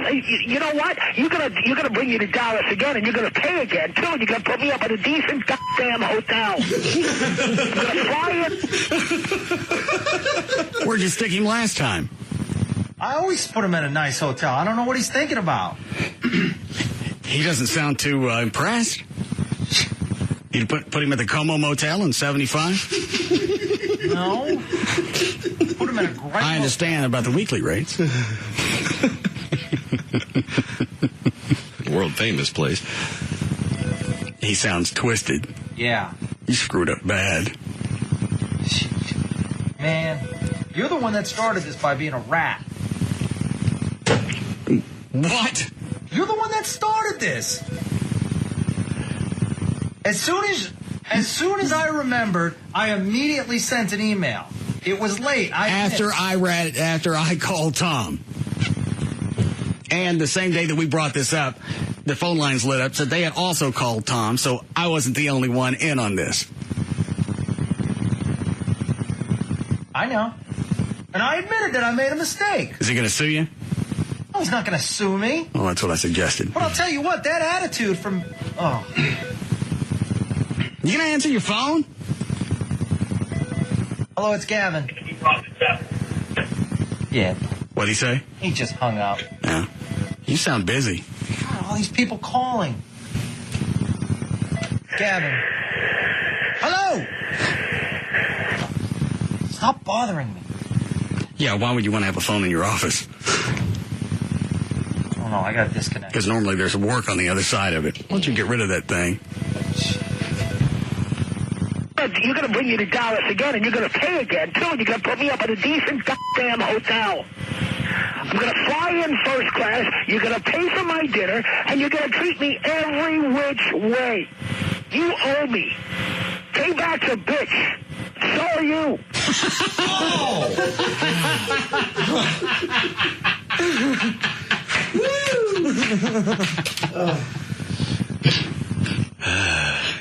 Yeah, he's twisted. I don't think I've ever been that ugly to you, Gavin. And this should put everything into perspective. Yeah. Now you know why I'm so upset. You wouldn't be in this situation had you not preempted like us. Man, haven't you ever made a mistake? Yeah. All right. I'm accountable for my mistakes, and I admitted that I made a mistake. But I don't need someone to send a voicemail like that, basically calling me out. All right, like what about the day that there was that open house sign in front of your house, and you called David Henry, the GM, to rat me out? I was frustrated. Why you call him? I was frustrated. Now we're even. No, we're not even. We're even. There's no such thing as even. Even Steven. I always have to be ahead. No. Well, I think you went ahead with this one because he's taking it to a next level. I'm going to call him again tonight and tell him he's not on. No, don't tell him. No, don't do any of this stuff. Just stop. You're going to be Tom's bitch. Is he on tonight? Yeah, he's on tonight. I'm going to tell him he's not. Shut up. No, he's on. I'm going to email him right now. Go ahead. I'm going to tell him you lied to him. Yeah, because at this point, whom is Tom going to believe, Gavin or Russ? Yeah, whom? This is a man that I've been friends with for, oh, God. Will you take that phone off the hook or answer it? 13 years. I've been friends with this guy. You don't treat him like it. No. I treat him great. He doesn't sound like he enjoyed his last visit to Dallas. Let's listen to the end of it again. Mm-hmm. Pay again, too, and you're going to put me up at a decent goddamn hotel.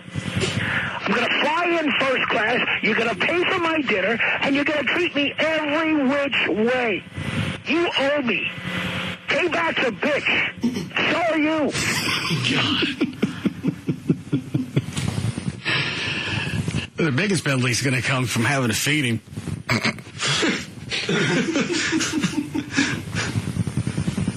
I saw him the last time he was here. I didn't see Gary as producer, though. Wasn't he on the Atkins diet for a while? Yes. Run out of people named Atkins to eat?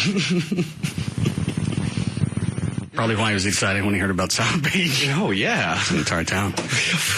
Look at all the options. It's like a buffet.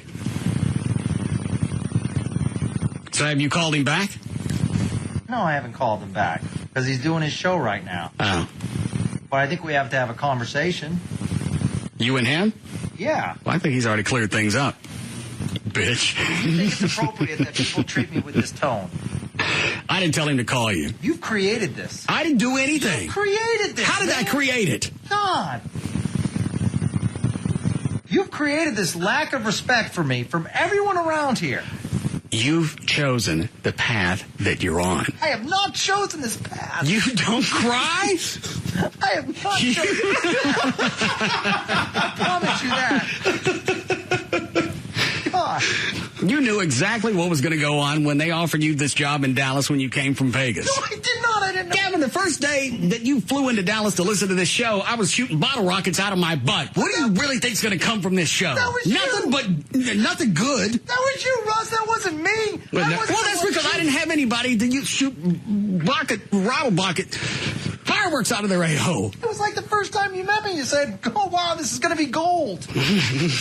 Well, but also keep this in mind, Gavin. When you heard Russ doing that, shooting the rockets out of his butt, if he's willing to do that to himself, what do you think he would have in mind for people around him? I don't know. I didn't come down here to be a part of the show. Then we won't have you on anymore, and I won't bother you with any trivial conversations, on or off the air. And then, but you got to understand the big picture with Lycus and other people. And I don't have to understand anything. You don't like me. You don't have a relationship. I'm fine with that. How do I not like you? I love you. You do nothing but bitch at me nonstop. God, I am in love with you. Why can't you just accept Oh, my God. Ugh. God. I say you're the biggest thing ever. I tout you when I go to conventions that you're the greatest talk show host in America. And what has it gotten me?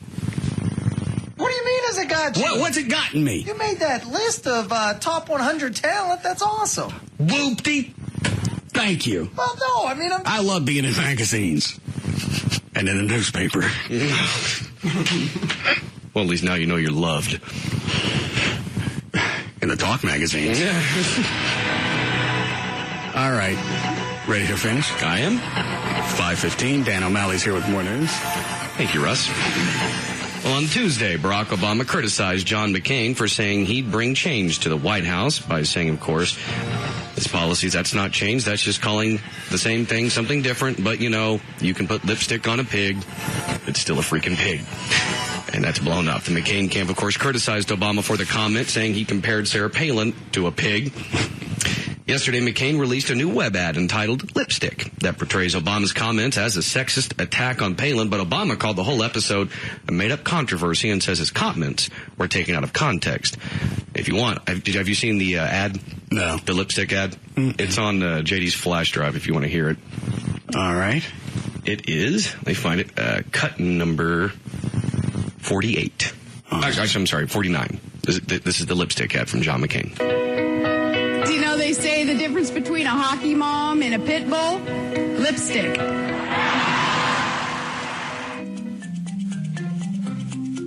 But you know, you can't, you can put lipstick on a pig.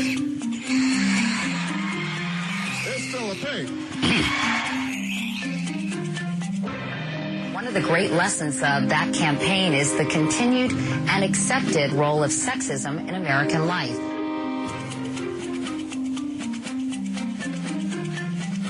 At this point, it just rolled into text saying that Obama's not ready to lead, but he's ready to smear. And you can't find the video of it now because CBS, our company obviously, had them take it off their website, from what I've seen, and at least definitely off of YouTube because they used Katie Couric's clip without permission. He didn't call her a pig. There was no real reference to that. Now McCain's campaign is buying into all of this, and now they're looking like they look like a bigger idiot than any time Obama screwed up in the past. Yeah, and it's politics. It's what you do. Yeah, but this is really, stupid. I mean, to call he didn't specifically say Governor Palin is a pig. He used an old adage, and they linked it back to her, one of her idiotic jokes. And it's insulting to think that they're doing that because they don't think someone like, people like us are smart enough to realize the difference when you're insulting someone and talking about someone's policies. Sound bites. In general, Americans think in sound bites. This is politics. Exactly, which they're playing to the lowest common denominator, and that pisses me off. They're playing to the electorate. Spend money on what you're going to do for this country, not if Obama slipped and called your running mate a pig. We know she's not a pig. We all want to screw her.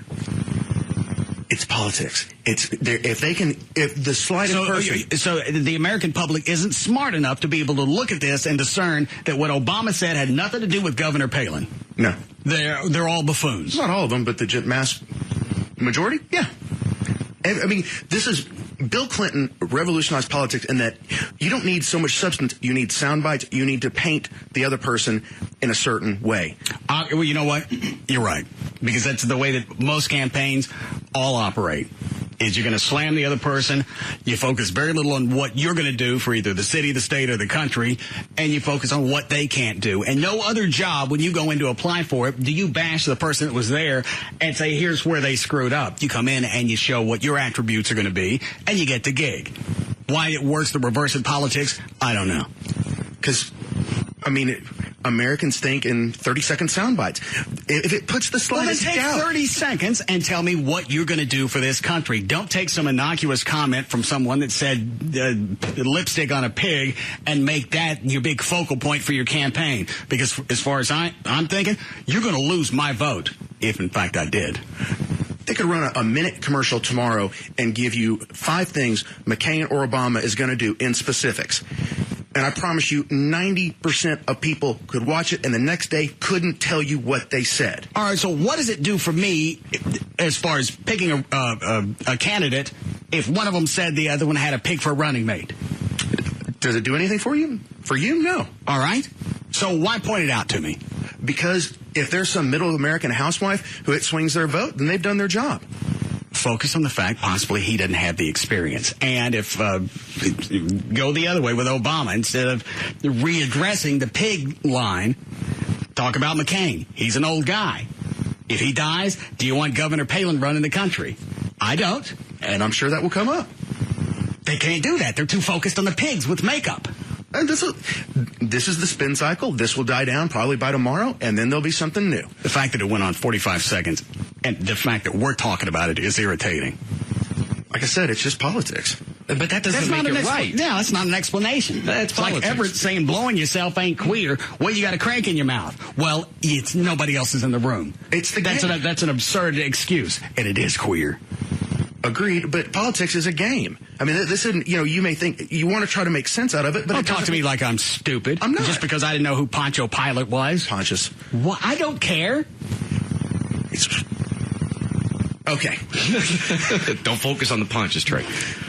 But politics is a game. No, he's talking to me like I'm a fool during the break. How could you not know who Poncho Pilate was? Dumb man. How do you not know who Pontius Pilate was? Why would I know who that was? He's one of the most vilified people in history. He is the man who turned Jesus over to be crucified. Generally, if you've ever took a Bible study class, you know who Pontius Pilate is. I didn't take one. You went to church. Your dad was religious. I can't imagine. How have you... You've never even heard... I mean, people refer to someone like, Pontius Pilate as someone... I've heard Judas. Okay. All right. He betrayed Jesus. To Pontius Pilate. Well, then Judas was the first one. But he was the instigator. Pontius Pilate had it in his control to either let Jesus off or turn him over to the masses and let him be crucified. Pontius Pilate sounds like something out of the Wacky Racers, and I don't want to talk about this. You're the one who brought it up. Shut up. You mentioned a 60-second ad, Trey. I'm done with this. Okay. Unless you got a valid point. I was just going to say, when was the last time there was a campaign ad that actually did that? Not since 1992. All right, well, why not try to bring it back? See what happens. Well, like I said, obviously the smear works because everybody goes that route. Ed Oakley tried it with Mayor Leppert. Yeah, Leppert. Talked about all the things that Leppert had possibly screwed up, talked about his past, didn't say anything that Oakley was going to do as mayor of Dallas, and that backfired on him. And I loved that aspect of it.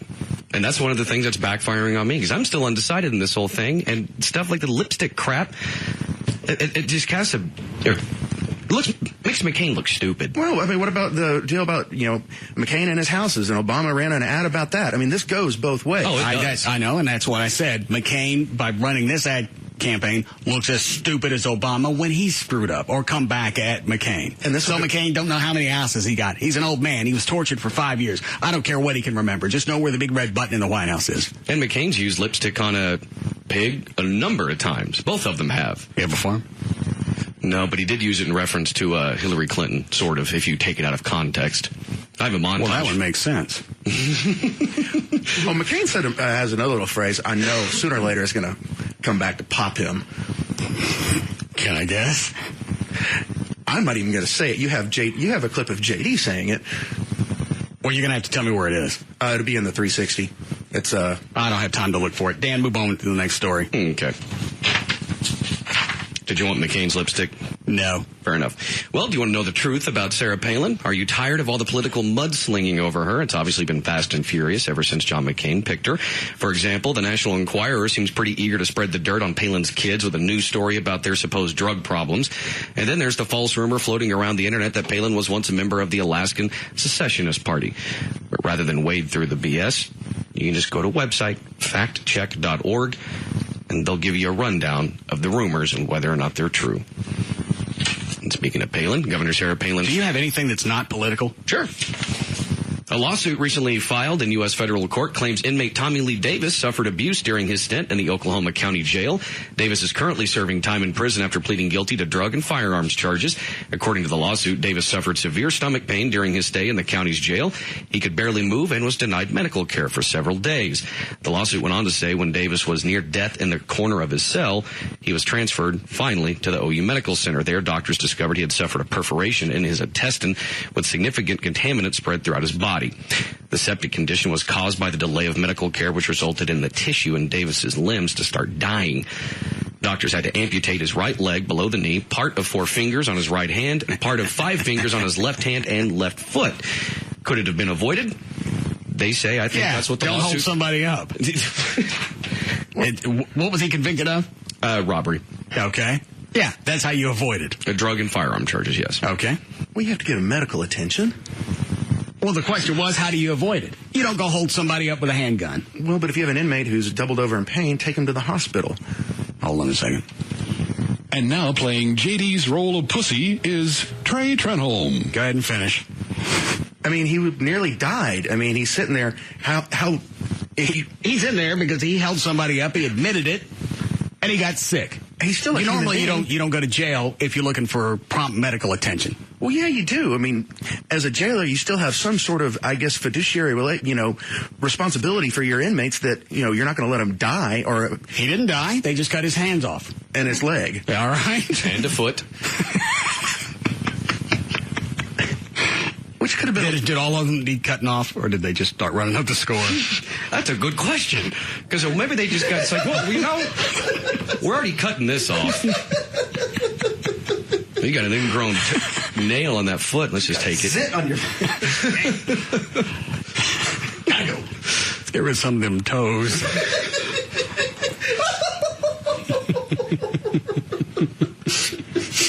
It'll save you money in the long run.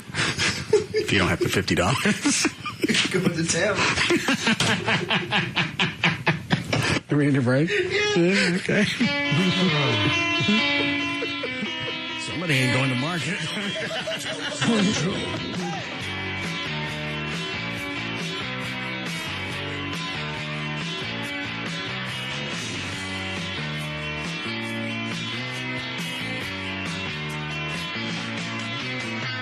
No disclaimer necessary here. Number 1, period.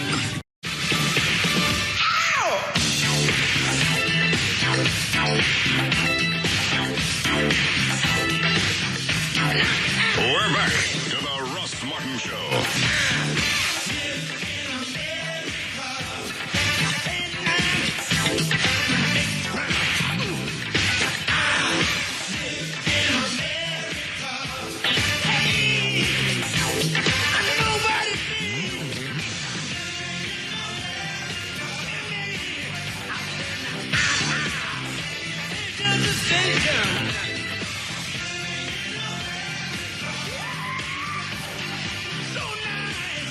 I asked Gavin during the break. He didn't know who the Pontius Pilate was. I know Gavin knows who the Pontius Pilate is. He has to. He's Roman He did. Catholic. Gavin, Yes. what are you doing? I'm just working. Tell Trey who the Poncho Pilate was. He's the guy that was involved in the crucifixion, when Jesus Christ was crucified. Tell him what you told me during the break. I'd rather not. He didn't know. I thought I got the wrong guy. I thought he was the guy that tried to save Jesus. You didn't have a clue who he was. All right. I haven't been to church in a while. Gavin, it's in the rite of communion. He's mentioned in a couple of Catholic prayers, and I only went to Catholic school for 2 years, and I remember that. I know. My point is, Not everybody is hip to that. Chloe didn't know. I went to Vacation Bible School every year, the Doors. You never heard? No. I went to Vacation Bible School probably 5-6 years in a row. Well, then you went to retard Bible school. Why is it something I would need to know? And why is that such a focal point? Why are you obsessing about this? I can't Both you and Dan had the same look when I didn't know who it was. Alfie, do you know who it was? Will it make you feel better if I say no? Did you know? Yeah, I did. Don't come back tomorrow. He's one of the most vilified people in history. Obviously, he's not that vilified. I didn't know who he was. You've never heard of... I don't know how you go almost 50 years and you don't know who Pontius Pilate is. You went to church. I'm assuming...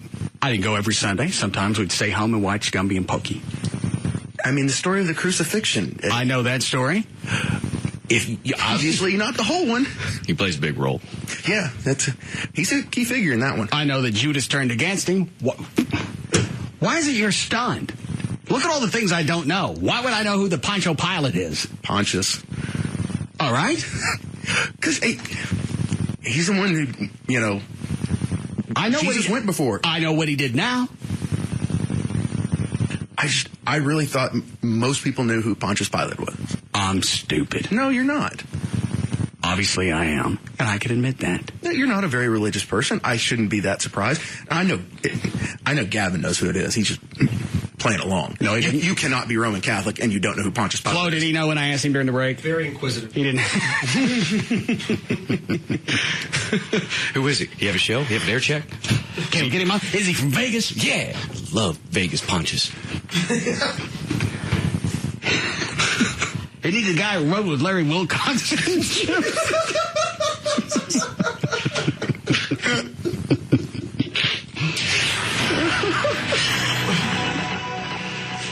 All right. No. No. Hold on. What's line 4? Just more facts about Pontius Pilate. I've heard enough. I got who he is. All right, I'll let him know. Go ahead, Dan. Okay. Well, what? I don't know. You're right. I guess I shouldn't expect you to know who Pontius Pilate is. I mean, after all, your first girlfriend was a fat chick with a chip tooth and a baby. Damn. Oh, it's on. I'm gonna put that down. First of all, she wasn't missing a tooth. It was just chipped. I said chip tooth. Don't look for any type of accolades. But she was fat. That was all I had access to. I grew up in Pleasant Grove. I had a Ford Courier for a truck. What do you think I'm going to get with that? I'm lucky I got a chick with a chip tooth. And a baby. It wasn't my baby. She still had the baby weight, though. She was fat. What does that have to do with Pontius Pilate and me being stupid? Just, I guess, bad judgment. And who'd she leave you? Oh, what? And who'd she leave you for? For a tow truck driver. He had a nicer rig. He had a uniform. Who went out hogging with us one night, let a fat chick get him drunk, and then he screwed her? I didn't screw her. You took her home. I went back to her place. You still went back someplace with her. You totally ruined the whole idea of hogging. You go out, you let them buy you drinks, and then you don't take them anywhere. You blew it. You made us look like idiots. And this was just a few years ago. I was 16 when I had to screw the fat chick with a chip tooth and the baby. It was 5 years ago. All right? Still You not were living it down. still a grown man. You knew better. It was a bad choice. And you still screwed a fat chick with a baby. That was back in the 70s. Well, that didn't make any difference. Was it hip in the 70s? It's all I had access to. I'm not faulting you. I'm just curious. I've seen some high school... No, there was no fad in the 70s about screwing chip-tooth bitches. Maybe it was in a movie. There were other chicks in the Grove. I got what I could get my hands on. And there was a lot to get your hands on, evidently.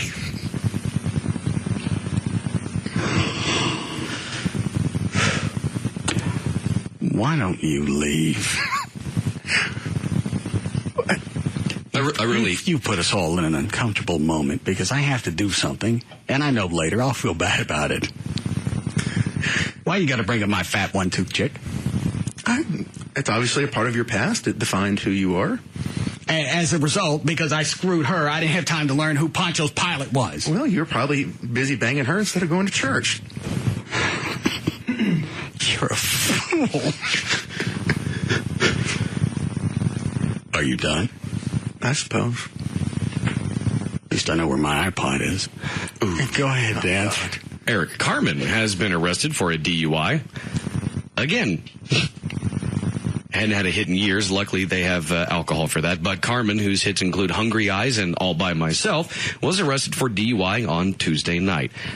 I do have the audio from his stop if you would care to take a listen. All right.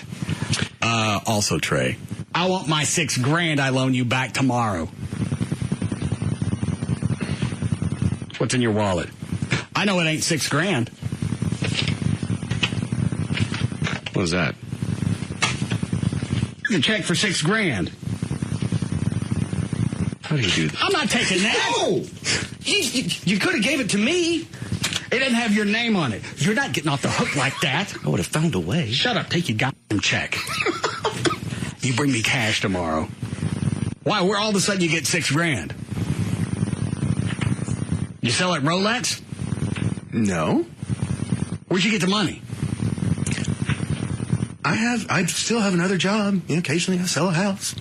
When did that happen? You on some kind of kick? Revelation. Trying to. You couldn't wait for Yom Kippur in October for your revelation? I thought you'd be happy. I just paid you your money back. I don't want it back. So you just beat me over the head with it? If you give it back to me, then I can't You can't torture me. Hey! Write me another check. Here, you forgot that. How long has that been sitting in your wallet? I didn't get a chance to look at it. I tore it up too fast. Oh, a couple weeks. Just when you haven't brought it up lately. All right, where's the audio of Eric Carmen? And what's the face with you, Dan? I'm just getting so confused. How can you, Trey, sit on a check that's $6,000 in your wallet for 2 weeks? And Russ, because he knows he's waiting for me to bring it up so he can throw it in my face and make me look like a fool. How dare you? How did I make you look like a fool? I'm not taking that cash. You said I wasn't going to pay you back, and I'm going to pay you back. I don't want it. Where's Eric Carmen? In jail. Audio. Track 62 on whose disc? 63. Track 63 on JD's flash drive. This is his traffic stop? Yes, it is. He was picked up. Hey, what? He was picked up after he slammed his car into a fire hydrant in Orange, Ohio. How'd he do here? I'll let it be a surprise. Okay. Keep your hands out of your pockets. Put your hands next to your pants, inside your pants, sir. Okay. There you go. What I'm going to do is follow my pen with your eyes and your eyes only, okay? Okay. Just your eyes. You ready? Mm-hmm. Okay. Just your eyes. You follow with your eyes, sir. Mm-hmm. Do me a favor. Your head's moving quite a bit. Why don't you take your hands and go like... I'm drunk. What's wrong with you? All by myself. Just for me. Just hold your chin up like that. That way you keep your head straight for me, all right? What is it, Dan? This is the part in the video, because obviously the word he knows at this point is mm-hmm. Doing the astigmatus test, trying to follow the pen with his eyes, he keeps moving his head. So the cop tells him to help him. He takes both hands, puts them together, and braces his head under his chin to assist him. And looking at the cop does that? The cop puts Eric Carmen's hands underneath his chin and says, put those right there. Oh, okay. This will help keep your head still. I got it. So he's trying to help him out. He's trying to help him out. All right. That way you keep your head straight for me, all right? There you go. Don't move your head so much. Keep your head still, perfectly still.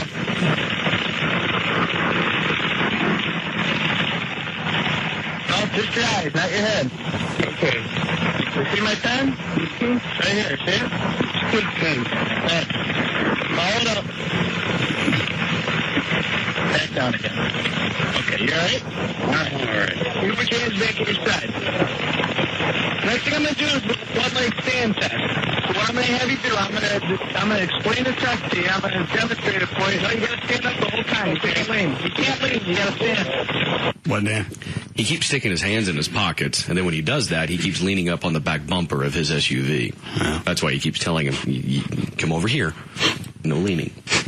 Close your eyes and do this. Are your eyes closed? Just stand. Put your hands at your sides. There you go. Now stay in that position until I'm done, okay? Okay. What I'm going to have you do is I'm going to pick up either your right or your left. Does this have a good ending? Because it's not as good as that Mr. Turner audio that we had. I don't think anything's going to be as good as Mr. Turner's DUI. We still have that? Yes. But if you're curious, Eric Carmen, according to reports, blew a .234. Pussy. .234. That's 3. I'll get it. Sorry. 3 times. Almost 3 times the legal limit. Is this Mr. Turner? Hey, yeah. How long before we need a break? 3 minutes. All right. Perfect. They ain't got no money like this. It's Thursday, December 13th, 1984, and it's 5:30 a.m. Deputy Swope, did you arrest Mr. Turner for driving under the influence of an alcoholic beverage and/or controlled substance? Anytime you give me dash cam video, just hand me this. This is Eric Carmen's arrest. I did. Thank you, sir. I understand, Mr. Turner, that you have been arrested for driving under the influence of an alcoholic I beverage. understand I've been driving under mother influence, but I understand that I wasn't also driving. I wasn't driving. But you do understand that you have been arrested, sir. I understand that I've been arrested. At this time, we're conducting a criminal investigation, which is being videotaped by Broward Sheriff's Office for court presentation only. You understand that, sir? I guess who you got the mother camera shining on me. I'm going to ask you to try to do some physical performance tests. I will demonstrate them to you. When I feel you understand each of them, then I will ask you to perform them. Do you understand that, sir? Yeah, I understand that too. First is a balance test. You stand with both your feet together, arms at your sides, sir. Hey, I'm gonna tell you just. Hey. We were never able to figure out if this was really Ike Turner. No, we can never. Tina's husband. Never fully verify it, but in the video, tall, skinny black guy looks just like him. Yeah. Like this. I'm gonna tell you just like this. I'm drunk. Yeah, I've been drinking, but I wasn't driving. The motherfucking officer, he saw jump in my lap, and I told her to get off, and she got off, and he stopped me. Sir? I'm guiding the car. Hey, I don't want to hear that. Hey, I don't even want to hear it. Hey, whatever you have to do, you do the mother. The mother. Hey, Mr. Turner. Hey, she must be getting him some sales. Mr. Turner. I don't even want to hear that. Hey. I just want to get to the eye test. Are you going to do the physical performance test? Well, I do the physical performance test, but like I said, I was drinking, but I wasn't driving. Sir? The motherfucker say what he wanted, motherfucker. Are you going to do the Hey, you see what I say? Hey, you come up here and see what. Hey, Mr. Turner. Yeah. Let's do the physical performance test. I like the way he goes in and out of violence and sobriety almost. Because there he almost sounds sober. Hey, you see what I say? Hey, you come up here and see what. Hey, Mr. Turner. Yeah. Let's do the physical performance test, please. What physical performance? Put both feet together. All right. Toes together, sir. Both toes. Let's go. Both toes. Arms at your sides, head tilted back, and eyes closed. I'll tell you when. Close your eyes, please. Keep them closed.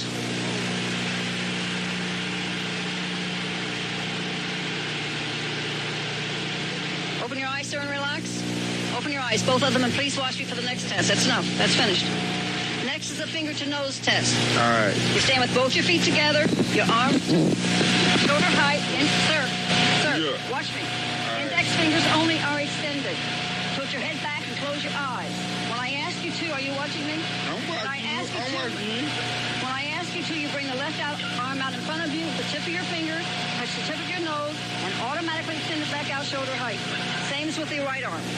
Do you understand that, sir? Yeah. Would you put your feet together, please? Yeah. Arm shoulder height. Extend your index fingers only. No, sir. Put your head back and close your eyes. You close your eyes. Sir, I'm not doing the test. Well, you close your eyes. Sir. Huh? Tilt your head back if and you close can't your close eyes. your eyes, why I got to close my mother? You are the one who's taking the test. All right, we'll be back.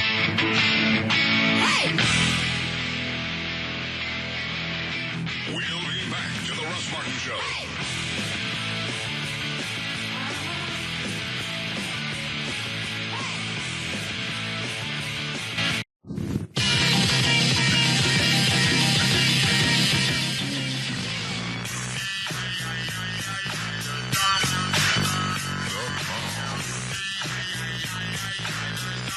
We're back to the Russ Martin Show.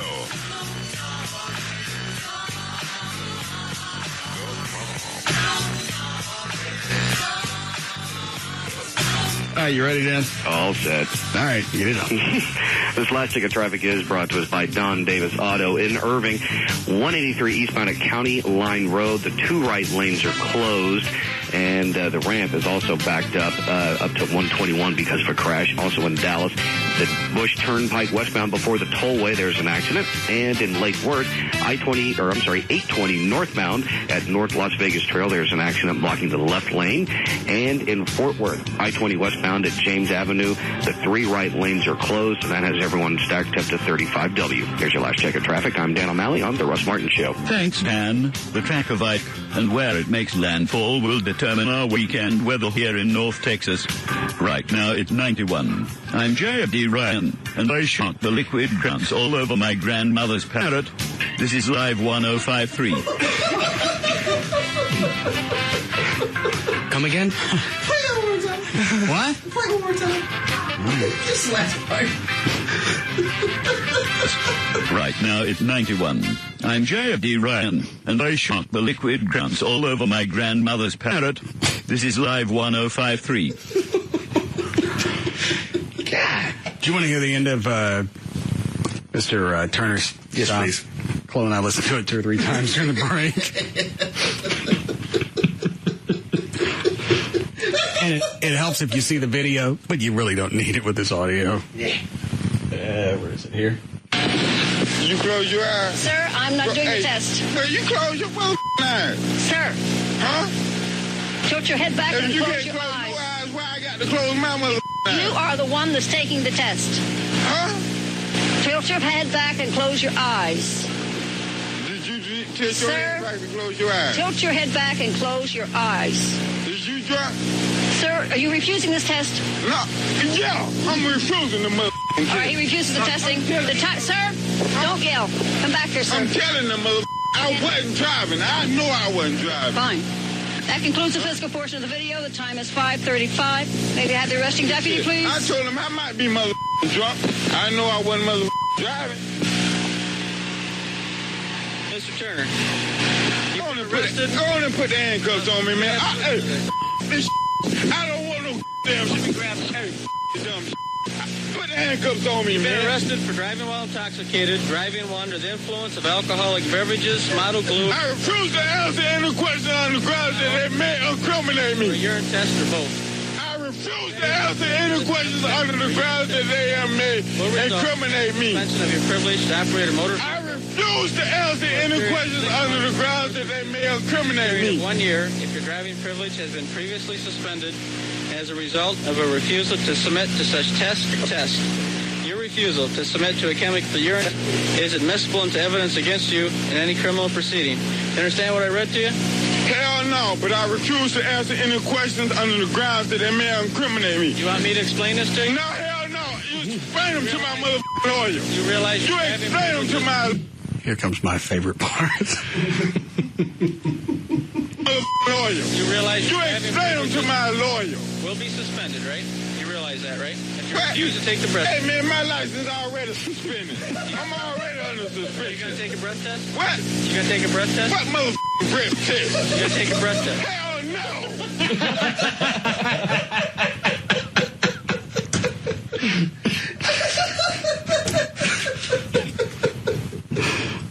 Back it up a little. Take the breath. Hey man, my license is already suspended. I'm already under suspension. You gonna take a breath test? What? You gonna take a breath test? What motherfucking breath test? You gonna take a breath test? Hell no! Listen, sir, Mr. Turner, I must read you your Miranda warning. I need a verbal yes or no to each question. I want you to put the motherfucking handcuffs on me and take me to motherfucking jail. I have the right. Fuck the damn shit. I'm tired of this motherfucker. I've really got to hand it to these cops. I don't know how they maintain their composure. Because the camera was still rolling. When he grabs her here at the end, that's when they said end of interview, and they shut the camera off. Well, yeah. That's when the party started. Well, I'm sure. I'm just talking about everything leading up to it. How do you not chuckle at this guy? And they just And he wants to be the cuffed. book. Why not just go ahead and cuff him? He can't understand you. He's talking while you're reading all the different things that you have to read, including being Mirandized. He ain't listening.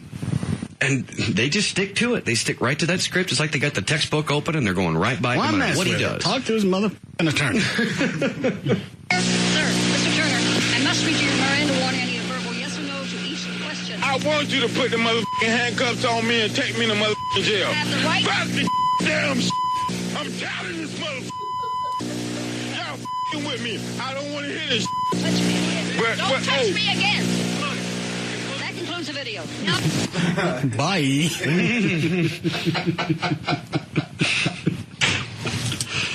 All right. You ready to finish news? I am. Okay. What? I was just going to ask you if you heard about Joe Biden's latest quote-unquote gaffe. No. Well. Have you already closed? Yeah. It's starting Tell to me where the audio is first. JD's flash. All right. And it is cut number 51. All right, go ahead with your story. It's pretty simple. He's talking at a, function, and he talks about Obama picking him for VP, and he defends Hillary Clinton as well. It's all about withdrawal or not withdrawal, okay? I mean, you say 51? Yes. All right. Hillary Clinton is as qualified or more qualified than I am to be Vice President of the United States of America. Let's get that straight. She's a truly close personal friend. She is qualified to be President of the United States of America. She's easily qualified to be Vice President of the United States of America. And quite frankly, it might have been a better pick than me, but she's first rate.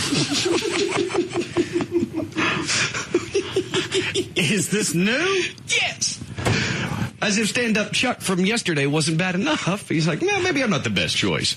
I forgot what yesterday was. It was, he was in Mississippi. The paralyzed guy. Yeah. I've still got that if you want to listen to it. What is that one? That one is, where did it go? Or actually, no, I think Trey had that on his file. I'm sorry. Let me listen to this one again. Why would he address this? Because he's stupid. Well, he's been in politics for a while. He can't be that big of a buffoon. Yeah. Okay. Hillary Clinton is as qualified or more qualified than I am to be Vice President of the United States of America. Let's get that straight. She's a truly close personal friend. She is qualified to be President of the United States of America. She's easily qualified to be Vice President of the United States of America. And quite frankly, it might have been a better pick than me, but she's first rate. He sounds kind of drunk. What did this audio come off of? It came off of, I think it came off of someone's like a cell phone kind of thing. All right. Someone in the audience. Here's the one from yesterday where he told the cripple guy Chuck Graham, state senator, is here. Chuck, stand up, Chuck. Let him see you. Oh, God love you. What am I talking about? You got no legs.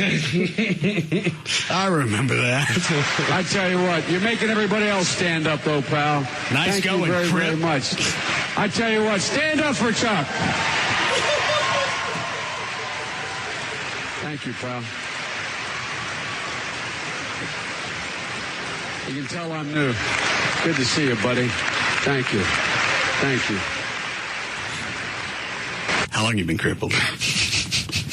You can tell I'm new. Dude, you've been in politics for over 30 years. Yeah, but in those 30 years, it's obvious he hadn't done a whole lot of public speaking off the top of his head. The guy's sitting in a wheelchair and he tells him to stand up and be recognized. I ain't defending the moron. I'm just saying. He's run for president like 3 times. Well, let's hope he gets in this time.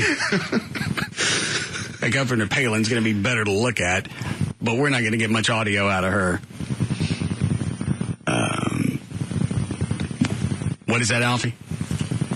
He says that somebody in the crowd caused the reaction that Biden gave. Oh, all right. Yes, Jason. Hey, boss man. Yeah, Mark was he was very good about it this morning, not like just cracking up completely on air. But some guy stood up and said, "Hey, Joe, thank God Obama picked you instead of Hillary," and everybody started clapping, and then that's what he said. All right, so he needed to do a quick spin. He was a little bit too honorific of her, I believe. Yeah. He was fine. All right, thanks. Yeah, he was fine up until the point, with today's clip that you just played. He was fine up until he said that, well, she was probably better picked than I was. And this goes back to them, painting Obama, saying the lipstick deal is sexist. Now they're having to swing, Obama's camps have to swing the other way and be overly pro-feminine, pro-women. Yeah. And you get nice little sound bites like this. Hillary Clinton is as qualified or more qualified than I am to be Vice President of the United States of America. Let's get that straight. She's a truly close personal friend. She is qualified to be President of the United States of America. She's easily qualified to be Vice President of the United States of America. And quite frankly, it might have been a better pick than me, but she's first rate. He had it. He paused. He thought about it before he said it. There was a nice compliment. Stop there, and you got it covered. But then that raises the question, if she's a better pick and your running mate just said that about himself, why wouldn't Obama pick Hillary? I mean, the truth is, I don't think Hillary wanted the gig. I think Hillary wants Obama to lose and take a run at it in 2012. So that's the whole strategy here.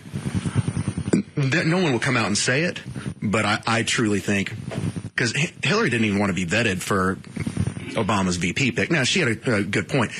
I've been in public, for the last 16 years, 18 years. If they were going to find anything, it would have surfaced by now. Yeah. Okay. All right. Ready to start news again here, Dan? If you like. All right. 6:17, Dan's here with more news. Thank you, Russ. Well, in Cincinnati, Hamilton County Prosecutor Joseph Dieters has decided not to pursue charges in the case of a West Side mother whose daughter died after being left in a hot car. Jody Edwards told the 911 dispatcher she left her daughter Jenna in a minivan for 8 hours while at work on August 20th when temperatures reached 90 degrees. Edwards' attorney called Dieters' decision a big relief. Late Wednesday night, Edwards' attorney issued a statement reading, "I would like to thank Joe Dieters for acknowledging that while Jenna's death was a tragic accident, no crime was committed." Where was she for the 8 hours? She was at work. We're going to have to prosecute one of these parents one time, or this is going to continue. Yeah. Because what's your incentive to keep tabs of your kid if you can cook them and you never get prosecuted? Not even on child endangerment. And you can't use the excuse of she's been through enough. Go back and think about what that child went through, sitting in that car, cooking for 8 hours.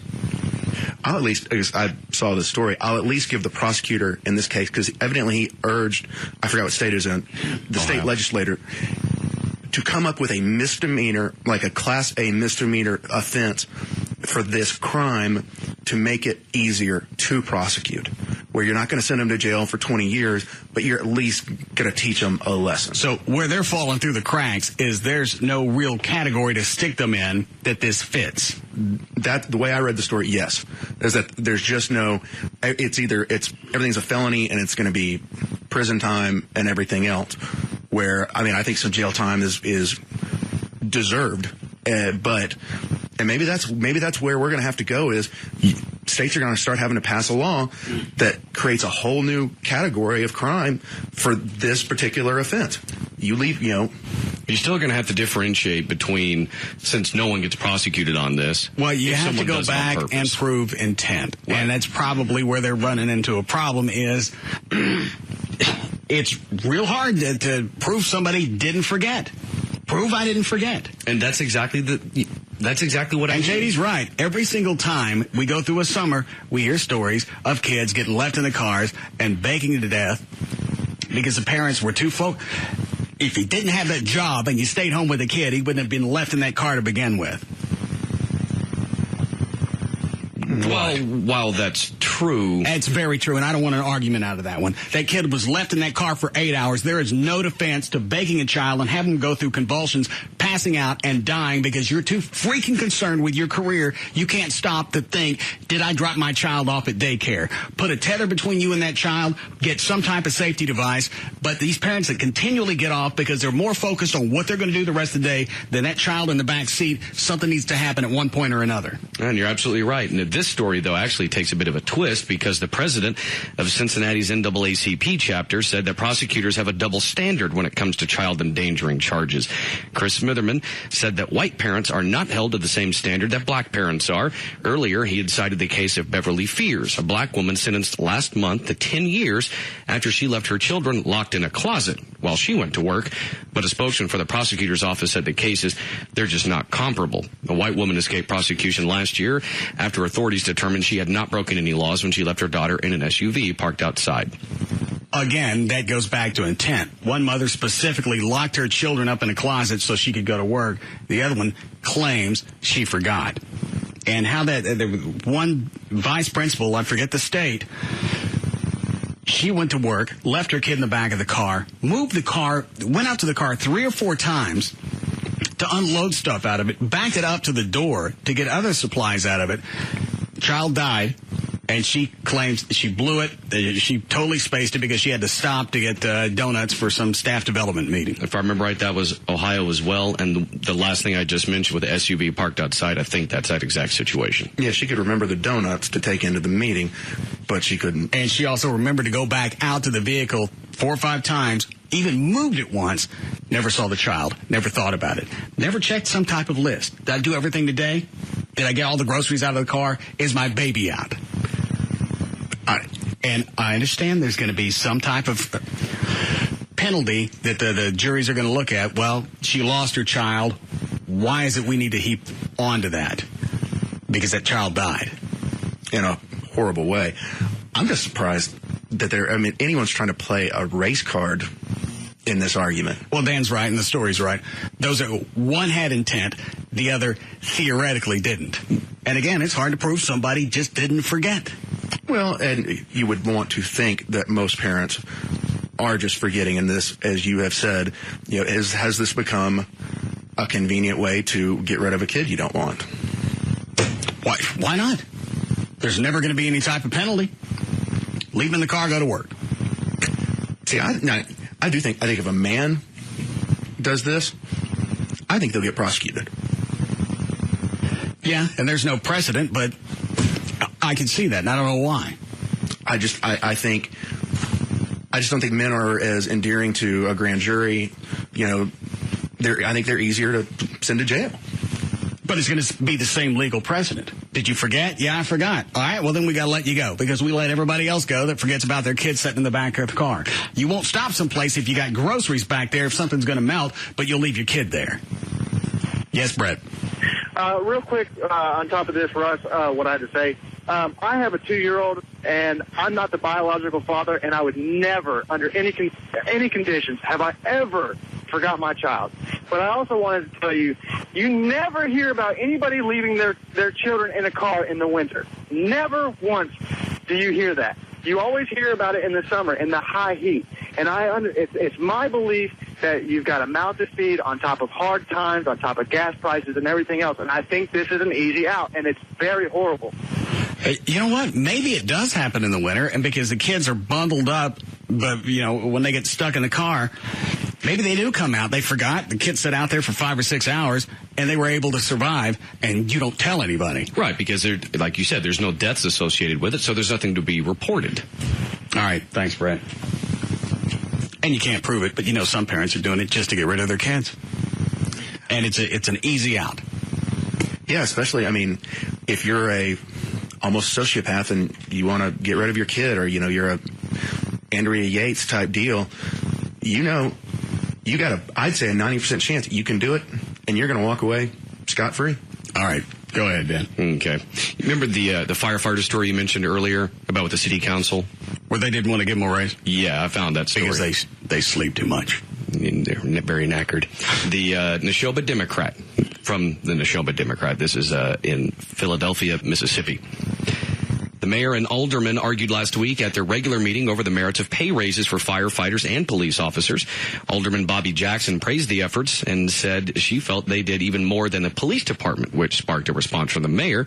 Mayor Rayburn Waddell asked, "Are you serious? They go into houses and save lives," she said.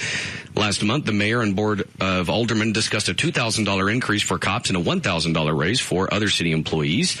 Jackson asked the board last week to raise firefighters' pay by $2,000 as well. Waddell said Jackson's request will cost an additional $50 to $60,000 a year. He said, "Right now we are sitting at just over $500,000 that we're going to spend more than we are taking in. You're talking almost $600,000, and I know that can't be overcome.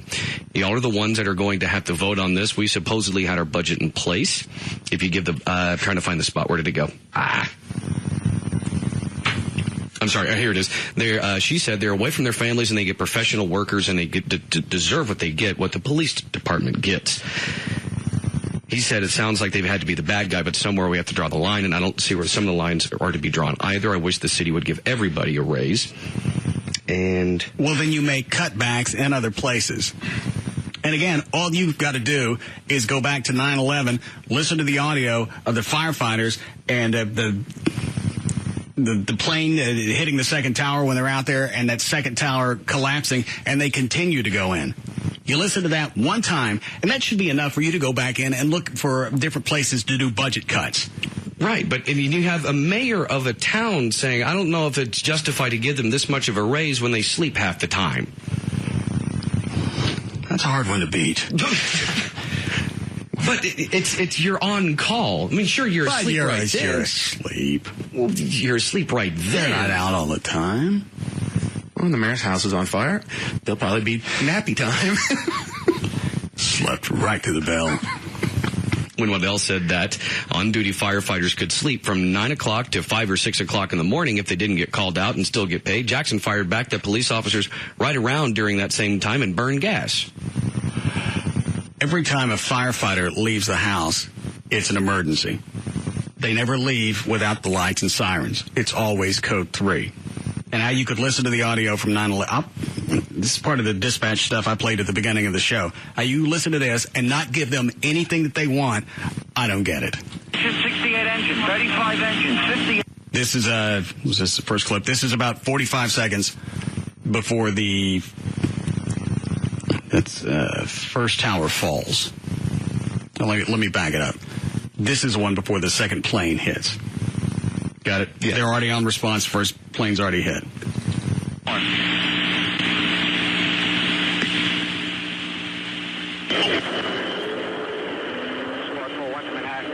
Squad 4-1, relocate to Squad 1-8, K. Squad 4-1, 10-4. This is about 30 seconds before the plane hits. 4-0 Bravo, K. Can you confirm that Hazmat 1 is responding to the 1060? They've been assigned, K. Hazmat 1 to Manhattan? Hazmat 1. Yeah, we are responding. We're just out of the tunnel. Is there a specific route that is set up so emergency vehicles can get through, K?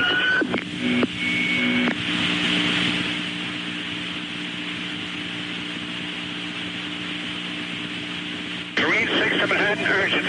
Hazmat 1, stand by. Marine 6, go. You have a second plane into the other tower of the Trade Center. Major fire.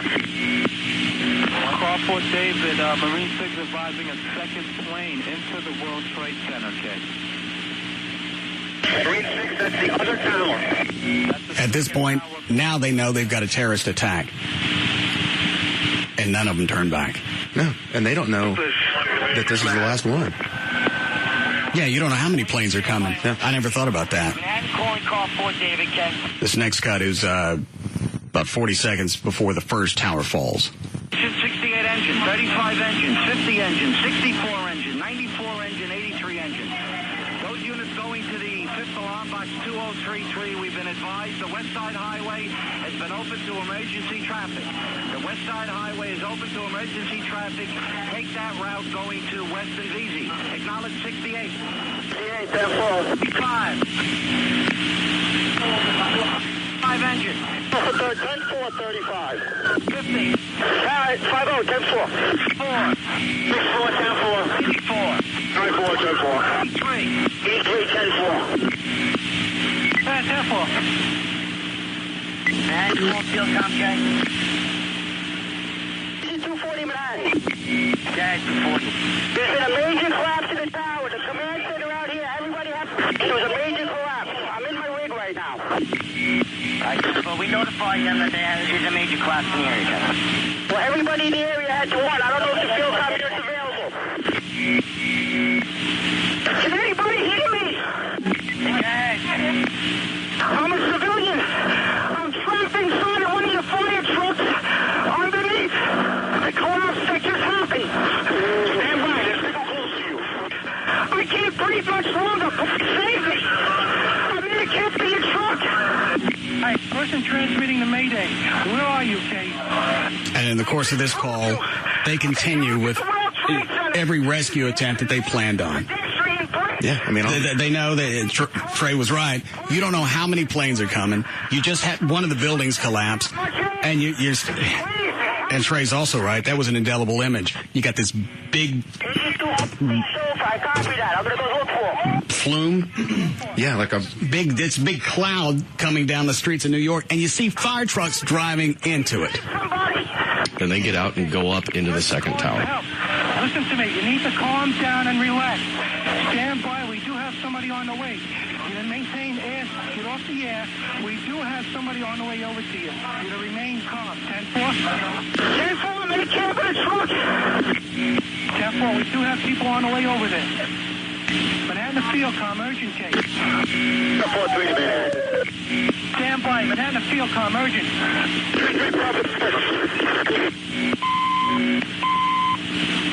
Manhattan Field Com. Field Com, go. And I believe when that first tower fell, they lost the command center. Yes. All right, Manhattan Division 1-1.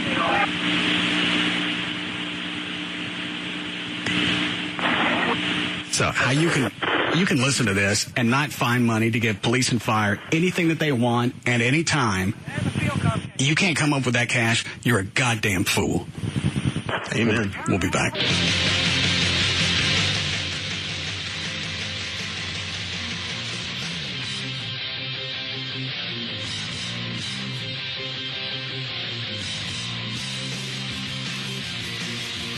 We'll be back to the Russ Martin Show.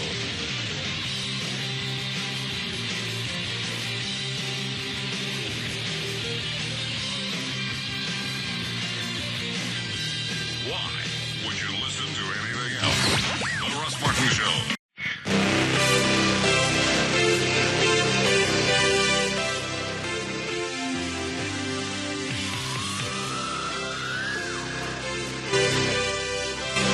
We're back to the Russ Martin Show.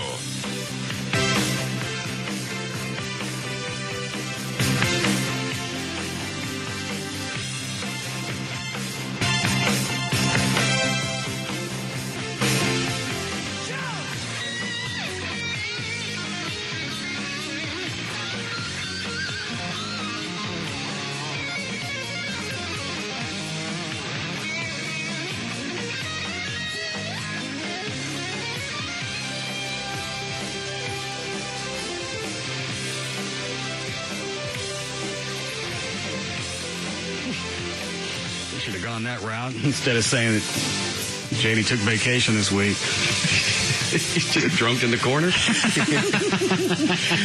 so happy for drinking. Somebody called Alfie about that? Yeah, someone called Alfie going into the last break and said, "Is JD back to drink? He sure is quiet. He hasn't said much." When is he back? Tonight, I believe. He said he sounds really relaxed. I want to take a hit of those, Alfie. Line 9's about babies in the car. Everything else is about firemen. Yeah, I'll take the fireman. Yes, Alicia. Hey. Yes? Yeah, I just wanted to say that mayor is, I'm supposed to be nice, a-hole. And my son's a firefighter, and I think that man just needs to send a shift with one of these firefighters. Because they don't just sleep during the day. My son is constantly going. They do PT every shift. My ex-husband's a firefighter, and his partner died in a fire, and he kept going, and he kept fighting the fires. So, I mean, that guy's just an idiot.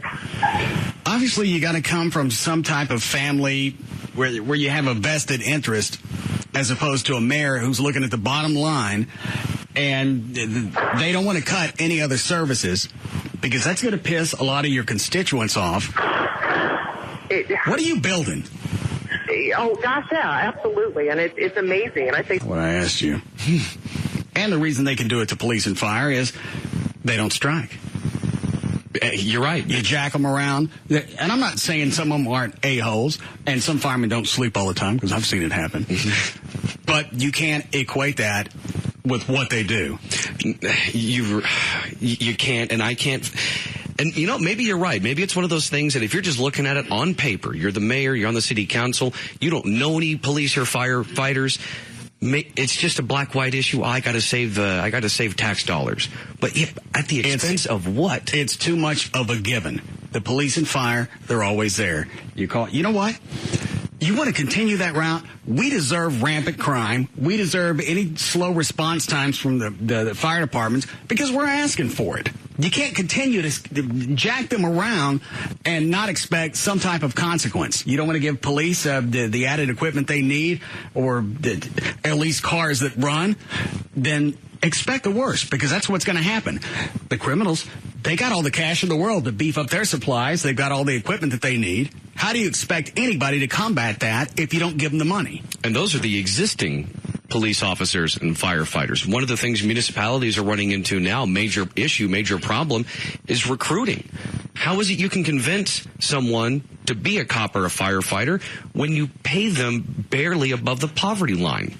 And the thing about it is, it's not just that they can't strike, they won't.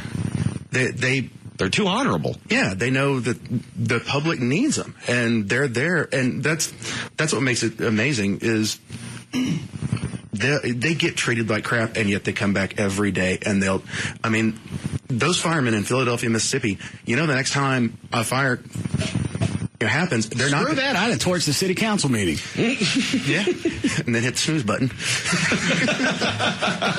Ooh-wee, caught us right after a big meal.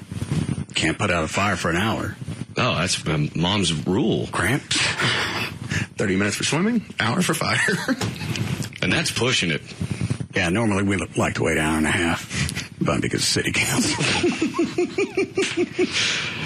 All right. You try cramping when you're carrying Mima on your back. It's just not safe for everybody involved. You got the leaf blower for Gavin? Yes. All right. We'll do that near the end of the show. You got any more news?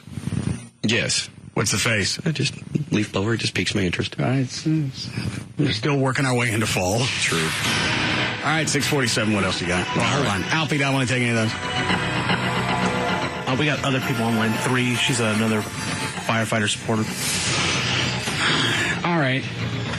I'll do a couple of these. Yes, Rachel.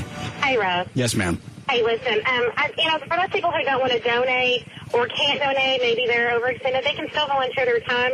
I know in the town that I live in, which is Flower Mound, they have what's called first responders, and so basically they're basically neighborhood and community organizers that in the event that something tragic happens and communications are knocked out or whatever, there's some kind of system in place instead of it being just a giant cluster, So, there are other ways that you can support people don't want to do that. It's come to be a given. I know if I call 911, somebody's coming to the house. Even though possibly I voted against any raise for them, any past elections, I still know. I pick up the phone, I'm going to get a first responder. Right. Well, I don't know how people can, you can say that you know it, but when you hear somebody saying, I'm under the building, you know what I mean? Not that even a first responder could help them, but but people, you would think after what we experienced on 9/11 that they would kind of go, you know what, we can't expect, a crew to support, I don't know how many there are, per citizen or all right, thank you. And we did. We went through a short period of time where there was a strong appreciation for police and fire just based on what happened in New York City. But that faded just as quickly as people having complaints about going through security at airports or any other places where you had to wait an extra 5 or 10 minutes. And for some people, it may have faded even faster. It's like, oh, wow, look at what the, New York servants did for the city. And then they get pulled over for speeding the next day, and then they're back to cursing cops. Yeah, and people I don't think truly fathom that in that second tower, there were firemen going up the stairs to the last second before that thing collapsed. And they knew it was a possibility.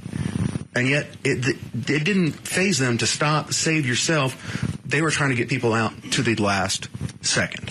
You don't keep police and fire up with inflation. You're going to start getting people like me as a first responder. And I'm not coming. How would you be a first responder? I'm saying you're going to get people of my caliber. Oh, okay. That are going to turn out to be a cop or a fireman, and I'm not showing up. You call me and tell me the building's on fire, I'm going to tell you that sounds dangerous. You better put that out. Call me when it's stopped. Can you call me when there's just a spark?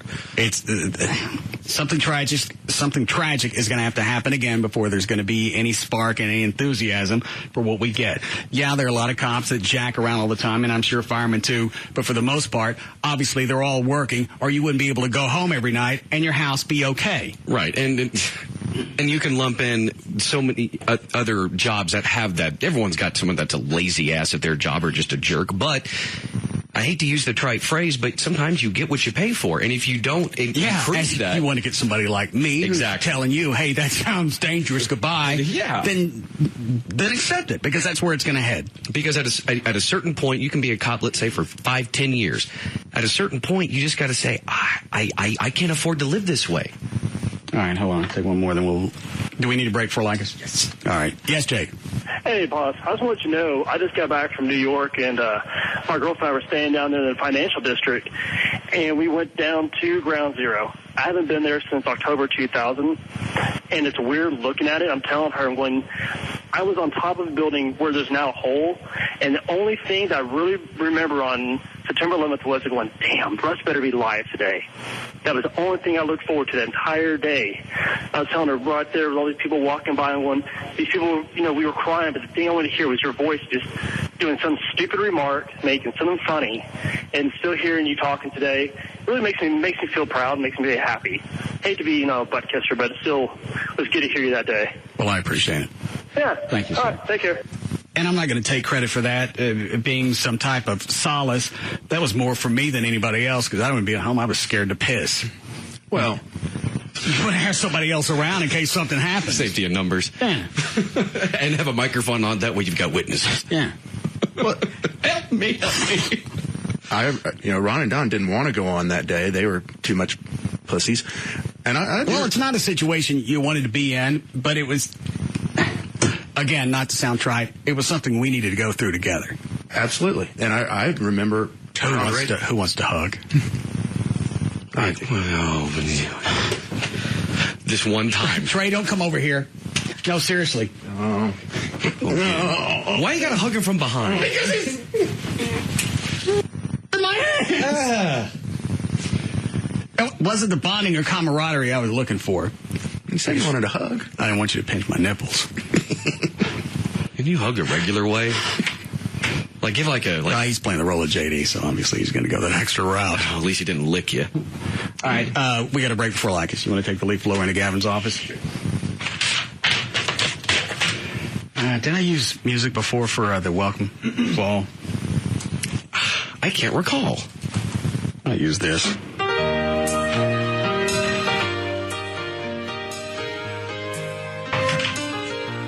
Make sure he gets in there.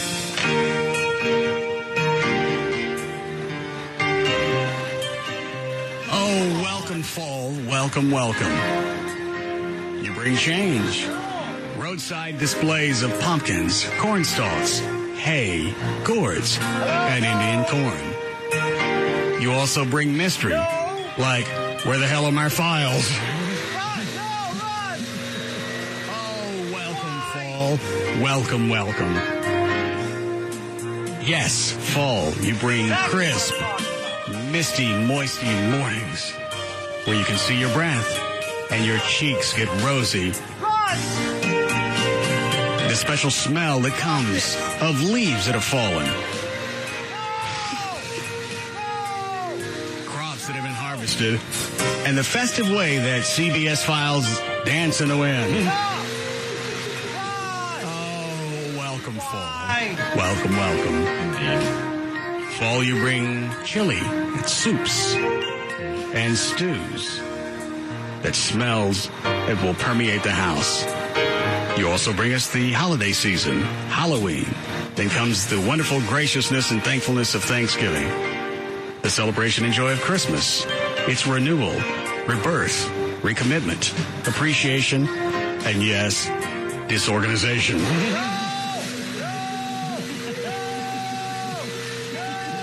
All right, we'll be back. I love fall. We'll be back to the Russ Martin Show.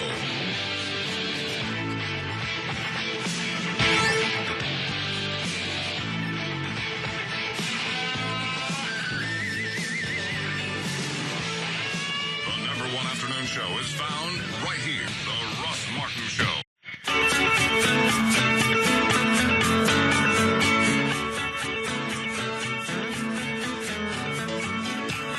We're back to the Russ Martin Show.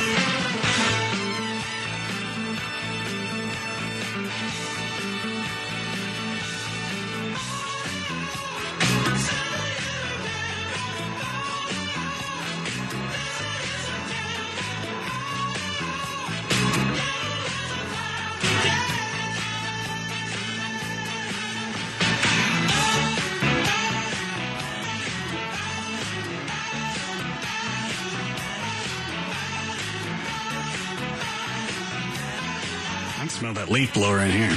Yeah. Puts off quite a gassy smell. It's kind of nice, though. It's a smell of fall. Why you're laughing at this? Gavin. What? What are you doing? Taking in gas fumes, trying to clean up my files. Maybe you'll stop ratting me out to people. Maybe you'll stop ratting me out to people. Tom Likas was going to find out regardless. And in the process, I cross-promoted one of your other shows. Welcome. Oh, Synergy. I hang out with Ren and Stimpy. You don't like that? Well, it's good to hang out with them. They're good guys. Why don't you like that? I don't mind you doing that, but you infiltrate their minds. This is not some kind of big mind F. You wanted me to hang out with them. I let them come into the studio. We went out to Champs one night, watched some football game. I went back to either Ren or Stimpy's house. I forget which one. And my Saturday night was ruined because of that, and you knew that. I didn't know that you guys had plans. Well, they knew. I didn't tell them not to invite you. Really? Really? No. You want me to hang out with the other shows or not? Yeah. And I want you to hang out with me, too. I don't want to have... No. Yes. No? Yes. Well, then I'm not going to hang out with them. Just because of me? Yes. That's just great. That's the teamwork I love. All right. You want to do something this weekend? Yeah. What do you want to do? My weekend's open. Cool. Let's see. Is there a game Saturday night, Trey? Oh, there's a ton of college football. Let's go watch college football Saturday night. I can't. Why? Well, I could do it late Saturday night. I don't stay up late. Why can't you do it earlier? I'm performing at Great Fest. What are you doing? I'm singing with a bunch of kids. I'm helping out Mike Morose in his rock school. Who are you singing? What are you singing? Living After Midnight. So you're looking for another... You've already joined another band. Join another band? Well, it works out well because we decided to kick you out. No! Goodbye. Do you know anything about that? No. Moonlighting with other bands. I don't go play with other bands.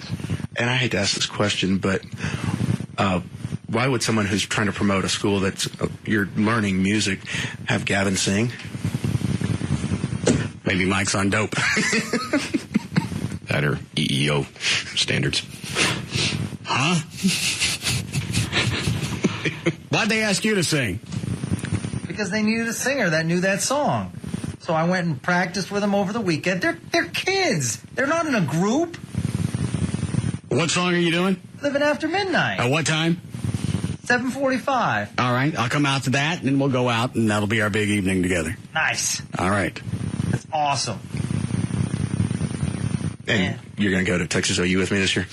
Yeah.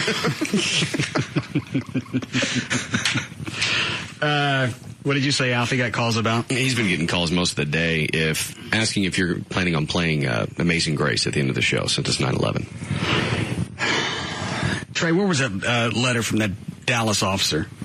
Yeah, right here.